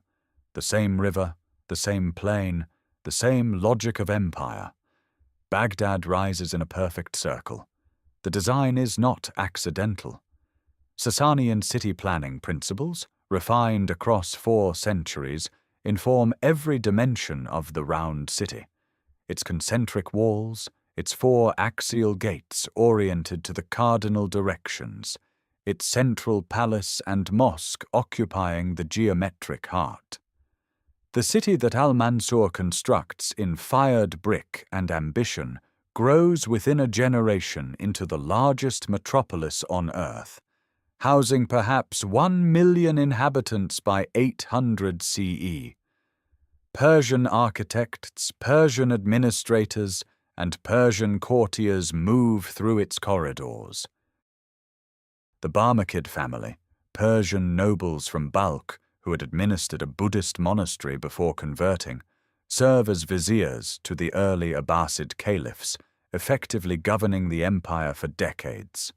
The House of Wisdom, established in Baghdad under Harun al-Rashid and expanded dramatically under al-Mamun in the early 9th century, becomes the instrument of a vast intellectual transfer. Greek philosophical and scientific texts arrive in Arabic translation, but the translators are frequently Syriac Christians and Persian scholars working from intermediate Persian versions. The Sasanian Academy of Gondishapur, which had already translated Hippocrates, Aristotle, and Indian mathematical texts into Middle Persian, provides both the methodology and many of the practitioners. Persian astronomical tables, Persian medical encyclopedias, and Persian administrative manuals flow into Arabic and reshape Islamic learning from its foundations. The Persian language itself undergoes a resurrection. Suppressed as a literary medium for nearly 2 centuries, it re-emerges in the 9th century CE in the courts of semi-independent Persian dynasties, the Tahirids, the Saffarids, the Samanids, who govern the eastern provinces under nominal Abbasid suzerainty. The poet Rudaki, working at the Samanid court in Bukhara around 900 CE, composes verse of such refinement that later tradition names him the father of Persian poetry. The language he writes is New Persian, transformed by 2 centuries of Arabic contact, enriched by an enormous Arabic vocabulary, but structurally and spiritually continuous with the tongue of the Sasanian court. From Rudaki's generation, the current runs swift and deep. Ibn Sina, Avicenna, born in Bukhara in 980 CE, synthesizes Greek, Indian and Persian medical and philosophical knowledge into the canon of medicine, a text that will govern European and Islamic medical education for 6 centuries. Al-Biruni, born in Khwarezm in 973 CE, produces works of geography, astronomy, and comparative religion of unmatched precision. And Ferdowsi, working in Tus in the Khorasan region, spends 30 years composing the Shahnameh, the Book of Kings, completing it around 1010 CE. In 50,000 rhyming couplets, the longest poem composed by a single poet in world literature, he preserves the complete mythological and historical tradition of pre-Islamic Persia, the primordial kings, the heroes Rostam and Sohrab, the Achaemenid and Sasanian dynasties, the tragedy of a civilization that carried fire across the ancient world. The Arab conquest appears in its final pages not as an ending, but as a passage, painful, transformative, and ultimately absorbed into the longer story of a people who had survived Macedonians, Parthians, and Romans before it. The flame, Ferdowsi insists in image after image, was never extinguished. It changed its vessel. The flame Ferdowsi described did not remain a metaphor. It became architecture, language, calendar, and garden, a civilization's deepest habits, persisting long after the political structures that first shaped them had dissolved into new forms. Across the centuries following the Shahnameh's completion, Persian language spreads not through conquest, but through prestige. The Ghaznavid, Seljuk and Timurid courts adopt Persian as the language of administration, poetry, and philosophy across a vast arc from Anatolia to Bengal. When the Mughal emperors of India commission their greatest monuments, the formal gardens of Humayun's tomb in Delhi, the paradise garden layout of the Taj Mahal at Agra, completed in 1653 CE, they are working directly from the design principles first cut into stone at Pasargadae 11 centuries earlier. The word itself travels with the concept Peridaesa. The walled garden of Cyrus becomes Paradisos in Greek, Paradisus in Latin, and paradise in English, a Persian idea embedded permanently in the vocabulary of longing. The Iwan, that open-fronted vaulted hall first refined by Parthian architects at Hatra, becomes the organizing element of Islamic religious architecture from Cairo to Samarkand. The great madrasas and mosques of the Timurid Renaissance, the Registan complex at Samarkand, completed in the 15th century CE, its 3 facades of tilework in turquoise and cobalt blue, are Persian spatial thinking expressed in a new theological register. The geometry changes, the underlying grammar does not. Underground, the Qanats continue their patient work. Across the Iranian plateau, in Oman, in Morocco, in the Xinjiang region of China, the ancient tunnels carry snow melt from mountain aquifers to desert fields with no mechanical assistance, no fuel, no moving parts, only gravity and the accumulated engineering knowledge of 3,000 years.